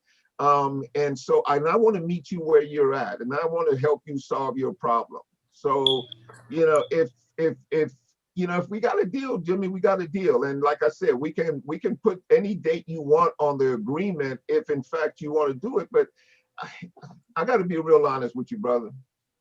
I'm not really getting the sense that, you are committed to doing this. I was under the impression that, I use a motivation scale, 1 to 10 type thing, right? And I thought you were closer to, 8, 9, or 10. But right now, I'm not really getting that sense. So, I know you want to sell it and whatnot. And is this something that we should just, put off for another time? And if we do, I'll be honest with you, Jimmy, I don't know if I have a deal for you. Yeah, like I said, let's put it to the side for a little bit and call me back in 30 days, and I promise you I'm gonna give you the house. Okay, so I'm gonna shoot this at you one last time, Jimmy. I'm gonna shoot it to you one last time. Why don't we go ahead and just make the closing date flexible so that I can go ahead and commit all of my resources to getting this done for you, so that I can make sure, because it sounds like you saying that you want to sell it to me, right? And yes, I absolutely want to buy it for you. But you understand, I run this as a business, right? So correct. I need to allocate some resources. Does that make sense to you? It makes sense to me. Okay, so for me to be able to allocate some resources to it, I need to at least have something that says, you know, when I allocate these resources that I'm going to have, and I get that your word is strong and that you're a man of your word, but you know, in business, you know, especially in America now, you know, handshake agreements, they don't hold water anymore. They don't. So you're right, it don't. yeah, so you know, and man, I like you, bro, and I really want to get some business done. I really want to help you solve your problem. So okay, so you say you need about 30 days. Look, if we can get this in writing right now, we put it out there. Let's say we put it out for 45 days, right? Which will give you all the time that you need to sort of, you know, get your stuff in order. And at the end of 30 days, if you still feel like you don't want to move forward with this or some other things come up or whatever, you know, we can just cancel the deal. Perfect. Excellent. There you go. Excellent. That's it. Perfect. There you go. Yeah. Can we do something like that, Jimmy? You know, I just, you know, I want to be able to feel good about allocating the resources and doing the time and spending the, you know, whatever else I have to do to get this deal done. And I want to help you, bro. I want you to win. I want to, you know, I do this to feed my family as well. So I think we can both win, and I think I can give you the time, you know, but if we can just get something, you know, something that where we both agree on the time, because that seems to be your concern right now. Can we do that? Yeah, I like the proposal. It sounds great. You're giving me, way more time than I'm asking you for to, even reach out to me, and I appreciate that. That actually let me know that you actually, hearing me, and that concerned as well about my situation. But I just need. Just give me some time. I don't want to rush. Just give me some time. Now, let me ask you: do you need time? You need time to decide on your deal, or do you need time to be able to, you know, sharpen your pencil? I'm not sure at this point, you know, what you need time for. If you need time to make a decision, then my guess is that, you know, this is over for us, Jimmy, because you're not committed to doing a deal right now. And I'm not saying that to you know, belittle you or put you down in any way. But, you know, to be honest with you, you know, my friend, you know, right now, it just really doesn't sound like you in this. Like, you know, like this is a good idea, not a commitment. Am I on track with that, Jimmy? You know, Victor, I don't want to feel rushed. You just save it the next 30 days. Right now, I'm not going to sign anything. Okay, Victor? I appreciate, you know what, and I really, at the beginning of this conversation, I told you could fire me and let me off the hook. I will say though, Jamie, I'm a little upset with you right now, not because you're not going to sign my contract, because I gave you permission to let me off the hook a long time ago, and you kept me on the hook now for all this time, bro. You know what I'm saying? So I'm a little upset with you, but hey, look, I get where you at, man. And you know, I'll be honest with you, Jimmy. This sounds like it's over to me. I can't make any commitments to you if you can't make any to me. And I'm like I said, I'm an investor. This is how I feed my family, and I need to make a deal. And I need to make a deal right away. So, you know, I'll tell you what. I'll send you an email with my information and whatnot. And, you know, when you decide to make a decision, or maybe I'll drop you a note or something in 30 days and, you know, we'll go from there. But for right now, I think this is over. Yeah. Yeah? Yeah. See, Jimmy, you kept me on the phone. You just want to talk to somebody. You like my voice, don't you, Jimmy? Most likely. All right.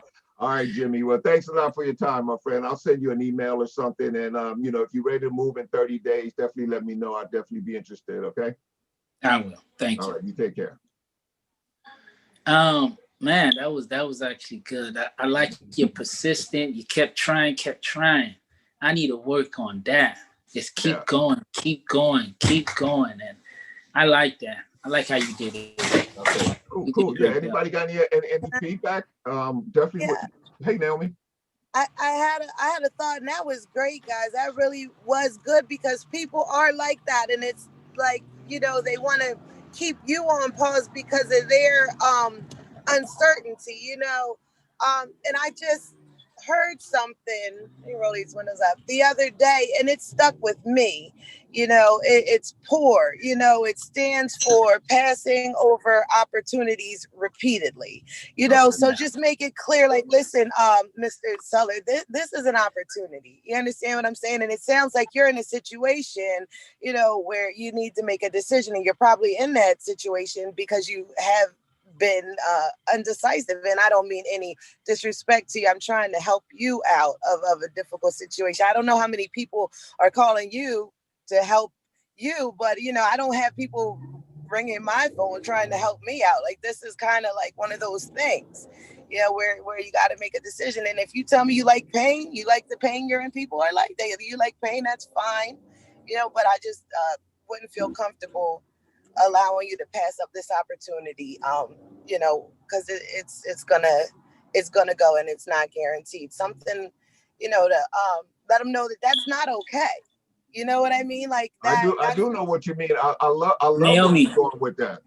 I like that piece too, because right after she said that, now you could actually bring up that imagine and bring up that story. Like, imagine we wrap this up 30 days and, you know, you move on with your life. Yeah, you say you actually going to Georgia. You don't have to worry about this house anymore. You're spending the rest of your life with your family. You're building that bond again with your relatives that you haven't seen in some years.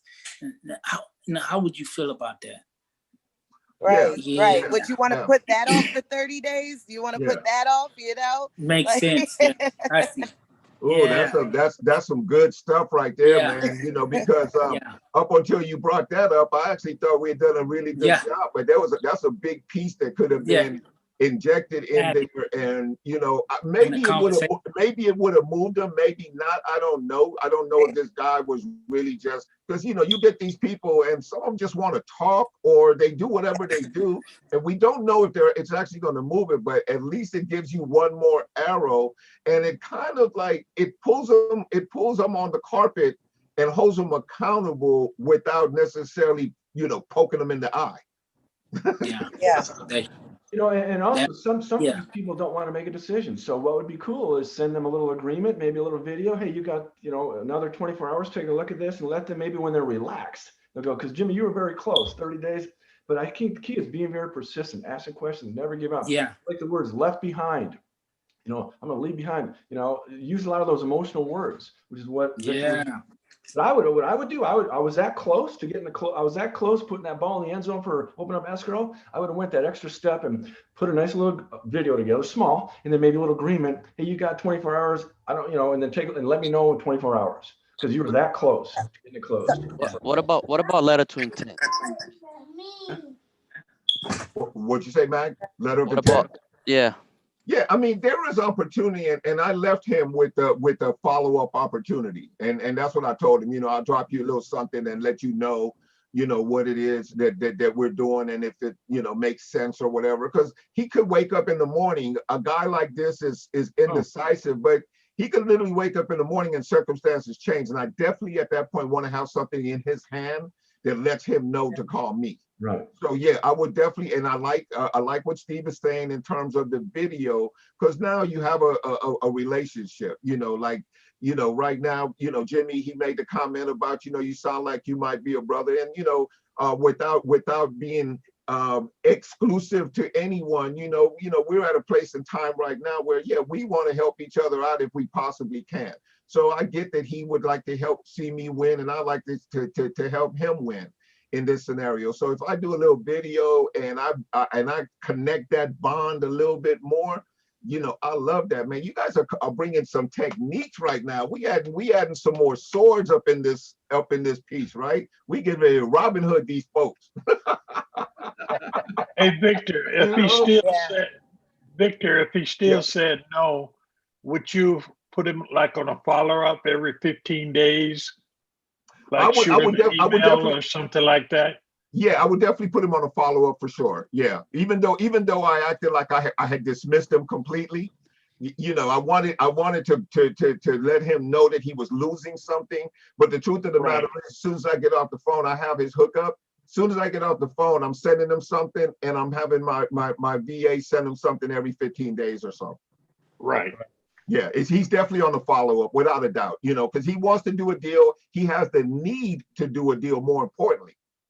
Like, Right. he definitely has the need to do a deal. Now, all of his already always sort of behaviors are getting him in his way, and they could end up costing him quite a bit of money. You know, so if I can even bring that up some way in a conversation later on, if I can bring it up some way in a video, like Naomi was mentioning about, look, I don't want to see you miss out on this. You know, I don't want you to make a poor decision, right? Yeah. I may actually, you know, do something like that. In fact, I am actually going to start doing that now. I had not done it previously. You guys are actually teaching me something and bringing in a new methodology to the process that I think I'm definitely going to add, you know, to my follow-up routine and to the process, because what I see in this marketplace, we can really have a huge shift in the marketplace, and there's going to be a lot of opportunity coming here. So you want to, with what we're talking about right now, it gives us an opportunity to stay in somebody's face. Right. And we want to stay in their face we want, as soon as that opportunity knocks, we want them to remember us in some form or fashion. Right. And we want them to ideally remember us like we brought value. Like, this person gave a damn, this person gave me something for nothing. Even if it's just strong information or some options in his situation, he now knows that you are invested in his well-being. Yeah. Right. Right. So that might be just a little thing that gets you to be his guy, her girl. Yeah. You know, that this person gave a damn. Because we all are going to go with the one that gave a damn the most. Right. Would Naomi be willing to play out that with Jimmy to see, so we could get some nuggets from her? Okay, Gary, don't try to take over my hosting job now. No, I just want. I'm kidding. I know. But I wanted to see her. If her and Jimmy played that out, we might be able to get some nuggets from her. You know, it's a lot of good blood in here now, Victor. I love you guys.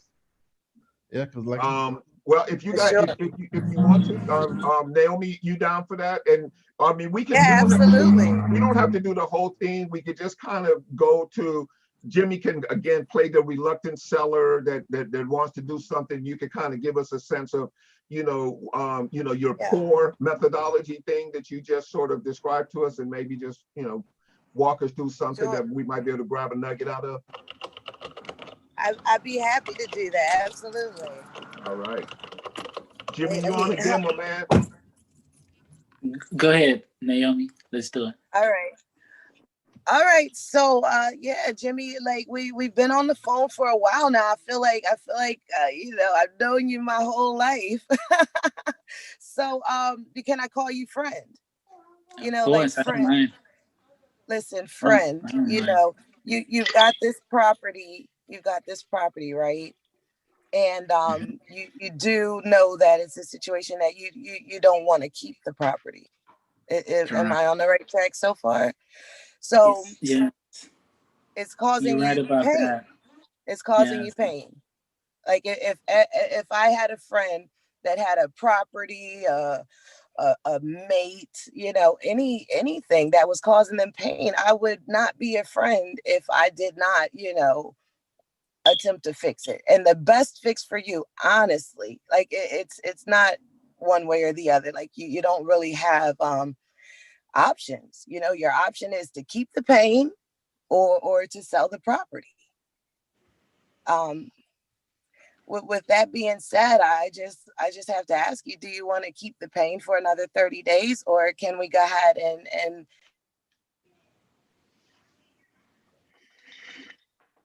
Man, you're actually right about that. Lost her video. What happened? Unmute yourself. Yeah. Look at you muted. Naomi, was I muted? My apologies. What's the last thing you heard? Pain. Yeah, my apologies. So yeah, you can either you know, keep the pain, keep the situation, the familiar, you know, or you can step out on faith and make a change. So I'm going to be the agent of change for you right now and make this offer one last time. I think the number we agreed on was, what was it? What was the number that was comfortable for you? 180. 180. Okay. Mm. I feel like it's not about the 180. I feel like it's something else that's holding you there in that pain. I don't know. What else are you feeling? Well, that's a good question. Man, I've been getting so many phone calls about this property, but man, it seems like I actually know you for real, and I appreciate you for giving me a new name and friend. Thank you. But at this moment, I just need 30 days. I just need 30 days, and I need to make sure I clean everything out and run this by a few colleagues of mine. But I just need 30 days. That's all. See, I hear you. You always want to shoulder all this responsibility. Guess what? That's the thing that you don't have to worry about. You don't have to worry about cleaning it up. You don't have. That's the great part about not putting it on the market with the realtor. You understand what I'm saying? Like, just take that heavy load off. I'll come in. Have the people clean. You walk away with a check. You walk away with a check and less of a headache. You could do it today. You could possibly do it 30 days from today. But with what are you going to do within, I just have a feeling in 30 days, we're going to be on the phone and you're going to want another 30 days because you're just you're holding on to something. I don't know what it is. I wish I could get you to just identify it and leave it right where it is. Because, you talk to people and what are they going to tell you? What are they going to tell you that you don't already know? Who knows more about your situation than you? Yeah. Yeah. Well, yeah, like I said, you seem like a cool person, and I just need some time. I don't want to feel like I'm rushing anything. Just give me some time. Oh, I hear your little one in the back. Yeah, if you had that 180, what would you do for the little one with that? Oh man, with the little one, his birthday's actually coming up. Oh, and, how old is he gonna be? He's actually 2, and he loves Paw Patrol. So. My daughter's 3 and she loves Paw Patrol too. Oh my gosh, that's adorable. Yeah, I know they've got probably some rides at the amusement parks. Are they open back up yet? Just take the guy out somewhere for his birthday. I know right now it's probably a little tight. I don't know. You can't do it today. If you go ahead and make that commitment and get that check, hey, easy sailing, move forward with your life. Why would you want to stay stuck in the pain for his sake too? I mean, gosh, I know. Do the imagine thing right here, Naomi. Yeah, just imagine you're walking through your favorite store with what's your son's name again? His name Caleb. With little Caleb, and he wants that, whatever that is. You guys are walking through, so daddy, oh my gosh. But right now, when he asks for that, in the back of your head, you're thinking, oh yeah, but I got this bill and I got that, tax back this, and oh man, yeah, you got to tell the little baby no, and that can't feel good. That can't feel good at all. It really, man, you hear the core right there, and the birthday's coming up, and he loved Paw Patrol, and me and my wife, we spoke about setting up a Paw Patrol birthday party, and that extra money when we do actually sell, man, I'll be able to use that money for Paw Patrol, and be able to relocate, and we have a great time. I have some great pictures with the family. Like I said, man, you hear the core, and I appreciate you. Thank you for being, wow, last person I spoke to didn't even get me this far, but I like you. I really do like you. Just give me 30 days. Just give me 30 days. Listen, Listen, I like you too. I like you so much that I can't give you 30 days. I just saw your son. He's freaking adorable. He deserves everything. I mean, honestly, I can't give you 30 days. It's the right thing. It's the right time, you know. Let's just go ahead and I'll send it over to you, and we'll you know, you're gonna thank me later. I promise you that. You're gonna thank me later, and Caleb's gonna thank you for that Paw Patrol party. Yeah, you know, like I mentioned, I just don't want to rush, and just give me some time, okay? Just give me some time. I'll give you time. What I'll do is I'll send it over 4 o'clock. 4 o'clock is enough time. I'll send it over 4 o'clock. You can you know, contact everybody, look it over, and it'll be dated like we talked about, 45 days out. You know, the only commitment you're making today is to look over the contract and talk it over with your friends. Okay. And your family. That's the only commitment you're doing today. And Okay. and then it would then you know, 45 days, if something doesn't look right to you or feel right, we'll go ahead and cancel it, you know, cancel Caleb's party and all of those things. I don't think that's going to happen. I don't think that's going to happen, Jimmy.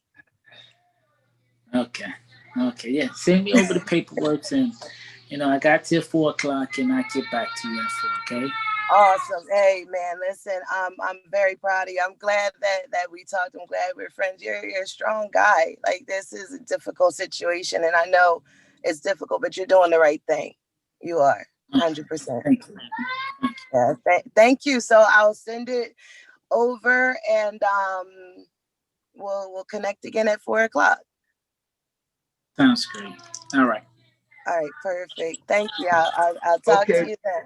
Boom. Besides the fact that you guys absolutely killed it, okay, don't be throwing me under the bus, Jimmy. I caught the little snide, you know I love you, baby. I want you to know it didn't go by unnoticed, but back to the role play, that was absolutely amazing. Naomi, I can obviously tell you've been doing the work, sweetheart, because that was, yeah, that was really good. The connection, the ability to connect, especially on the child level, whenever you pull somebody's heartstrings with their kids, you that much closer to making that connection that allows them to feel good about almost any decision that they make, because they're going to justify the decision by bringing the value to the child. Absolutely. And everybody does that, right? If we can bring value to our loved ones, then, you know, it takes the pressure off of us. We almost tell ourselves, I did it for you. Yeah. And you know, I like how she actually just doing, you know, the birthday party, you might have to forget about it. Ooh, and now that actually stuck, that was dirty. Yeah. That was dirty. That was like, wow. She made my heart beat for a minute. I'm like, man, and she gave me a deadline, 4 o'clock. Yeah. I'm like, you know what? I might now, because I got to do the birthday party. Now I need some extra money. And, you know, I might, because she gave me till 4 o'clock, a deadline, and she kept bringing up the pain. Yeah, and I said, okay, man. I got to do it. Yeah, that was really, really strong, you guys. That was, so again, you know, these Wednesday gatherings that we're doing is just so strong, and it's deeper than just the role play. You know, it's we're getting mindset, we're getting not only tactics and techniques, but it's really kind of, you know, understanding that there's a human being on the other side. And the closer we can connect to the human being on the other side, and yeah, you know, like Naomi did, I think we might have lost her though. Like she did, she kind of just pulled on some heartstrings. She kind of tugged on some emotions on that person that that really spoke to them, and might have been the only thing that would allow you to get off of your position. Because one thing that I have realized too is when we start talking, especially some of us, you know, we're a little longer in the tooth, right? We're kind of stuck in our ways a little bit. And a lot of the people we talk to, they're worse than us, right? Like they are stuck on stupid in many cases, right? Like they just, you know, and it's an identity that they cling to. That's who they are. And to be outside of that identity, leaves them feeling a level of vulnerability, right? So we have to give them permission in our conversation to not be that, to not be stuck, to make a decision outside of their already always patterns and processes, right? And the only way sometimes that we can do that is to be able to pull on that heart cord, right? And that's what she basically did there. She actually got to some place within his psyche that was outside of, you know, his already always pattern of doing shit. And, you know, he's stuck on this identity of who he is and, you know, how he's always done things in his life. Like, who gives a damn, right? I mean, we can't say that, but we're thinking that, right? You know, but the truth of the matter is that many of us are like that. And then once we connect with the fact that there's a human being on the other side who has had this life that he's lived and is brought into this particular spot, and if we're able to, you know, nudge him outside of his comfort zone in a loving, understanding, empathetic, sympathetic way, we can win a lot more of these battles. I like what Naomi said as far as stepping out in faith. I thought that was cool. I mean, because I kind of like, oh, we step out in faith a little bit here. Just take a chance on me. So I really like that. That was fantastic. The only thing I want to know is that Jimmy kept saying, don't rush. But it seemed like we never zeroed in as why do you want 30 days? It's like, I don't want to rush it, but there has to be something else. That's what I'm looking for, is that I've heard that over and over. I want to find, why do you want 30 days? I have to zero in on that and then go into everything else. Besides, I don't want to rush this.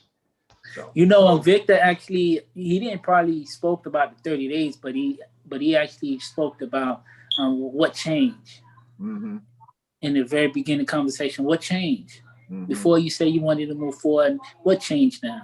Is it okay? We could go over it and, you know, to see if we could be on the same page, but just let me know what changed. Yeah. And you spoke about that part too, but nobody actually spoke about 30 days. Right. Like, yeah, because you were committed to that 30 number. days. Yeah. I'm keep committed to that number. Nobody actually spoke about it. And Steve was right about that. Yeah, see, again, you know, we've been in this conversation now for an hour, right? And in that hour, we've had, what, 20 breakthroughs in terms of what else is possible, what else we can see within this. That's the value that the role play and continuing to revisit this conversation, because, you know, Steve just thought of that, and you know, he may have thought of it 5 minutes ago, but the conversation's been going on forever. So the more of these things you can put, the more these arrows you can put in your, I think it's called a scabbard. It's like, let's get as much of these as we can so that they are at top of mind, you know, whenever we get into these conversations, you know, where, oh, I remember we saw this on the role play. I remember Naomi mentioned about this. I remember Jerry asked about this. I remember Steve, you know, and we're kind of just, you know, stacking the deck in our favor with one of this, with one of these things. Curtis says one of the best role play calls that I've been on. Yoo-hoo! Yeah, it's the Wednesday crew right here, boy, because you know all you guys are consistently supporting this Wednesday gathering, man, and I cannot tell you how much I appreciate you guys and how much I get out of this deal, and all the time, all the participation that you guys, you know, bring to the deal, man. I got today. He's right. Today was just ridiculous. I mean, we just keep putting in nugget after nugget after nugget. And Jerry, man, you know, you bring good questions, man. Like, you know, I think Justin had mentioned that about you. Like, you always have these good questions, and you know, we appreciate you, bro. So what's the most important thing we got to do every day is to do what? We need to do what? Get on the phone, baby. Besides that, we want to make sure we do what? Talk to 5 people. You want to make some money. Oh yeah, well, that part. Yeah, that part. That part. Nothing else matters besides that, right?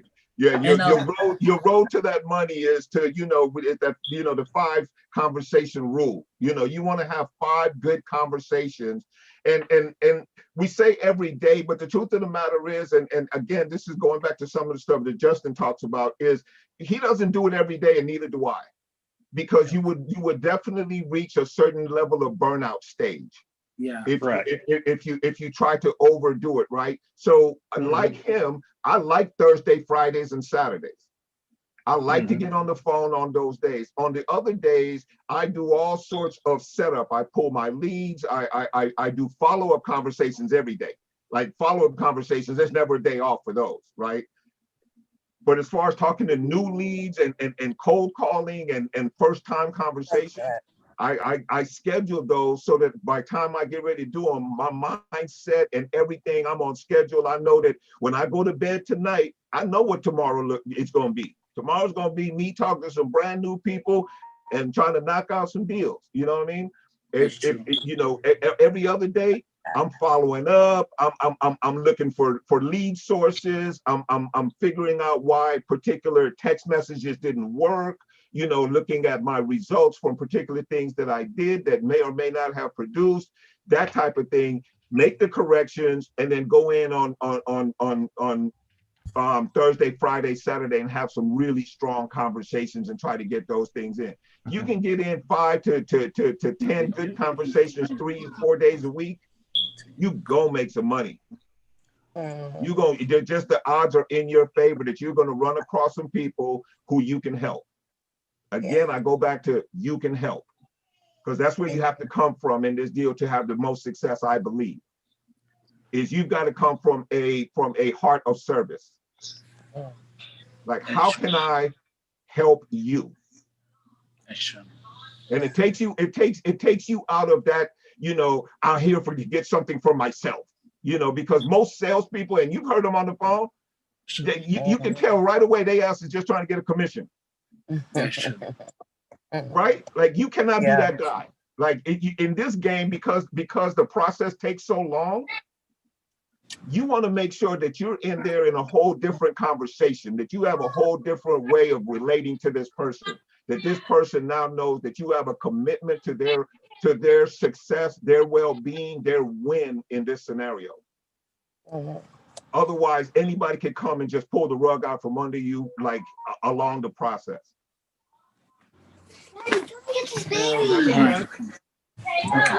Yeah. Jimmy, I got a question. Jimmy, did you send a guy? Did you send him a memo or anything? Did you send him any type of follow-up? Yeah, I actually sent a contract. Matter of fact, we had an appointment to take a look at the property, ready to sign the contract and everything, and then change.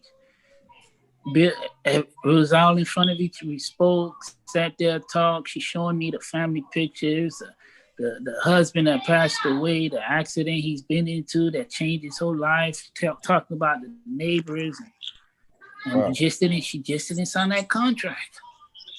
But you didn't leave it with her. Her neighbors, basically, when I went to go see the properties, because she's an older lady, don't have no email.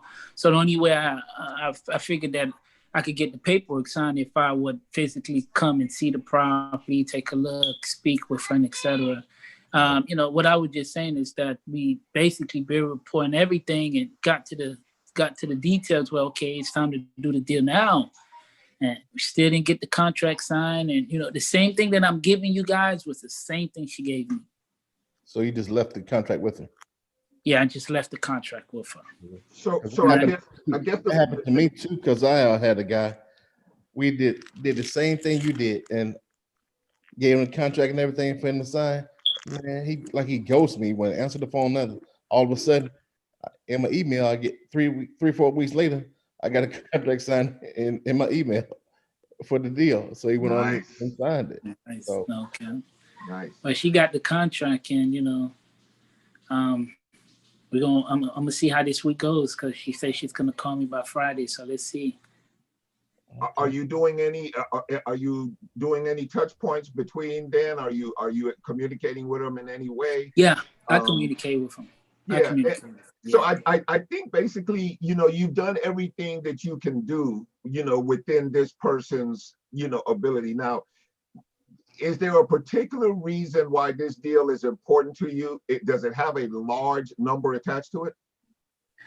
You know, that's a good question. It's really not important. I just hate that feeling. Got it. You get it? You're just working on I don't game. like it. Right. I don't like it at all. Yeah. I'm pretty You sure don't like the fact that your backhand might be a little tested. Yeah. I don't like it, and I need to figure something. You know, when you work on something, you're like, man, why do I gotta keep going through something like this? Like, why just What keep is this it that I need showing to up? work on so I could just get it no matter what? What should I say? Like, what are the words, and how can I get them more emotional? Like, what is it that I need to start doing different to get them consistent no matter what? Because not all style is the same. Right. And that's my frustration right there. That's strong stuff. I definitely hear your commitment to to win and to become the best that you can be in that, man. And that's that's really all we can do, right? Is just continue to push forward, continue to show up, and just try to get better and better. And Michael, congratulations on your email coming through when it when it did, and whatever you did, congratulations on that, brother. And it happens like that for all of us, guys. If we stay in the game and we continue to get better, we're going to win. Like, we're going to win, because this game, a lot of times people come across in this guru business of real estate, and it always looks easy, right? Like, oh, I got the secret sauce. Like, if you buy this course, you're going to have 25 highly qualified leads in your mailbox by tomorrow morning. That shit never works. But they never talk about the sales. They never you talk get about the leads. How you gonna, turn it into a deal, signed contract? They never talk about that. Yeah, they never talk about that. And they never really talk about the commitment level that's necessary, man. Nothing is easy. I have this thing, and we'll wrap up with this. I have this thing on my board that's in front of it's right behind my screen right now. I look at it all the time. And what it says is mastery before reward. That's all it says. It says mastery before reward. And all that does is remind me every single day. And there's to go along with that, they said mastery takes 10,000 hours. Mastery of anything takes 10,000 hours.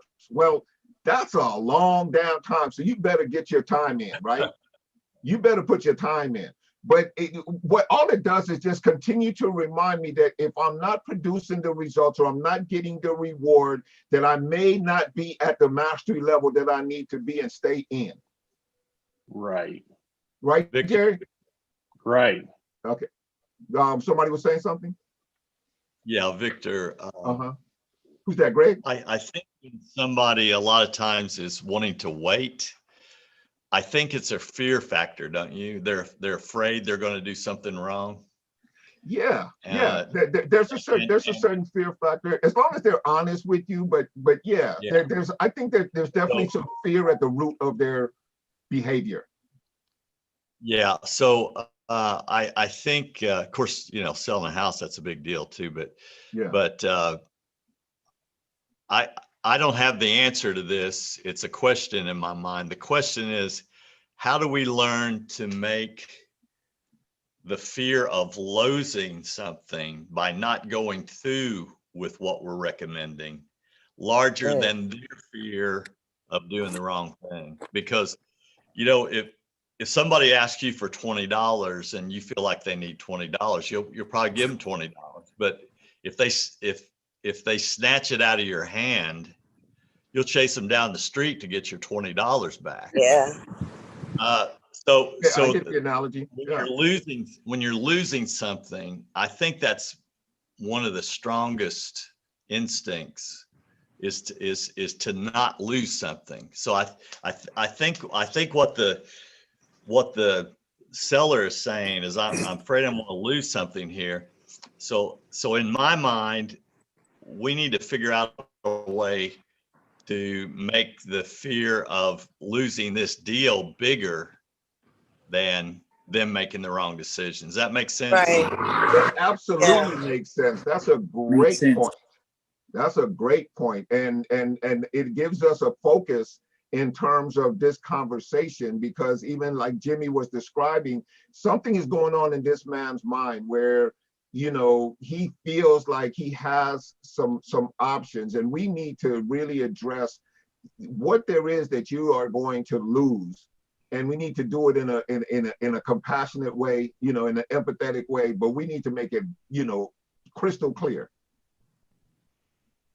Yeah. Is that kind of on track with what you're talking about, Greg? That's true. That's true. Yeah. Yes. Yes. Yeah. So that was great. I remember the last time I made a big purchase. Yeah. And I was undecided about it. Uh-huh. And the guy took it away from me. Yikes. He said, well, maybe this is not, what were his words? Maybe this is just not going to work. Well, I knew I wanted to do the deal, but I was hesitant. But he drove home that fear in me, and I knew what he was doing. I actually you're trained in this. Yeah, I actually recognized it, and I said, but I did not want to lose that opportunity. Okay. But what he said was real simple. Well, this is just probably not going to work. We probably shouldn't do this. It was something like that. Yeah. Yeah. In fact, I called the guy back to talk to him about it and ask him about it. Yeah. And we talked about that fear of loss. You know, he did talk with me. He admitted it. Yeah. Yeah. Now, just so you know, that is an integral part of the gut system too. Claude hammers that in different ways, and that is a key element. Is creating that fear of loss, that sense of that on the backside of this comes a bunch of regret for me. I think we need to practice that a lot because you do. We'll make a point of it for next Wednesday. In fact, now that you brought that up, Greg, we'll make a point of that and see if we can kind of drill into that line of questioning and see if we can extract some where I some struggle we can take with us. Yeah, where I struggle is I feel like the quality of communication kind of breaks down for me, where I'm trying to turn up the heat and really make them feel that fear of loss. Not really that I'm wanting to manipulate anybody, but they are going to lose something if they don't do the right thing. Yeah, well, sometimes you have to help people make decisions that are good for them, man. That's our job. That's what we get paid for. We get paid to help people make decisions that are definitely in their best interest, and they don't realize it yet, or they don't have the intestinal fortitude, the habits, or whatever it takes for them to actually pull the trigger. Mm-hmm.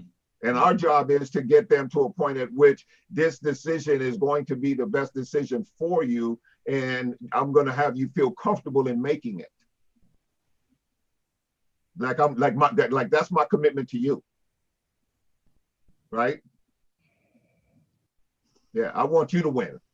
And I see right now you make kind them of feel very uncomfortable if they don't do it. Yeah. I see you're kind of in your own way, but I'm gonna help you with this. Yeah, that makes sense. Hey guys, let me just do a quick shout out for everybody. Let's see. We'll start at the top of the list. Greg, Michael Goolsby, Jerry Smith, Curtis Smith, George, Jaime, Joe Lamoureux, Mag, Naomi, Neil Lambert, Ricky Rowland, and Wei Lin. I cannot tell you guys how much you are appreciated, how much I get out of this every single week. I hope you guys are getting value.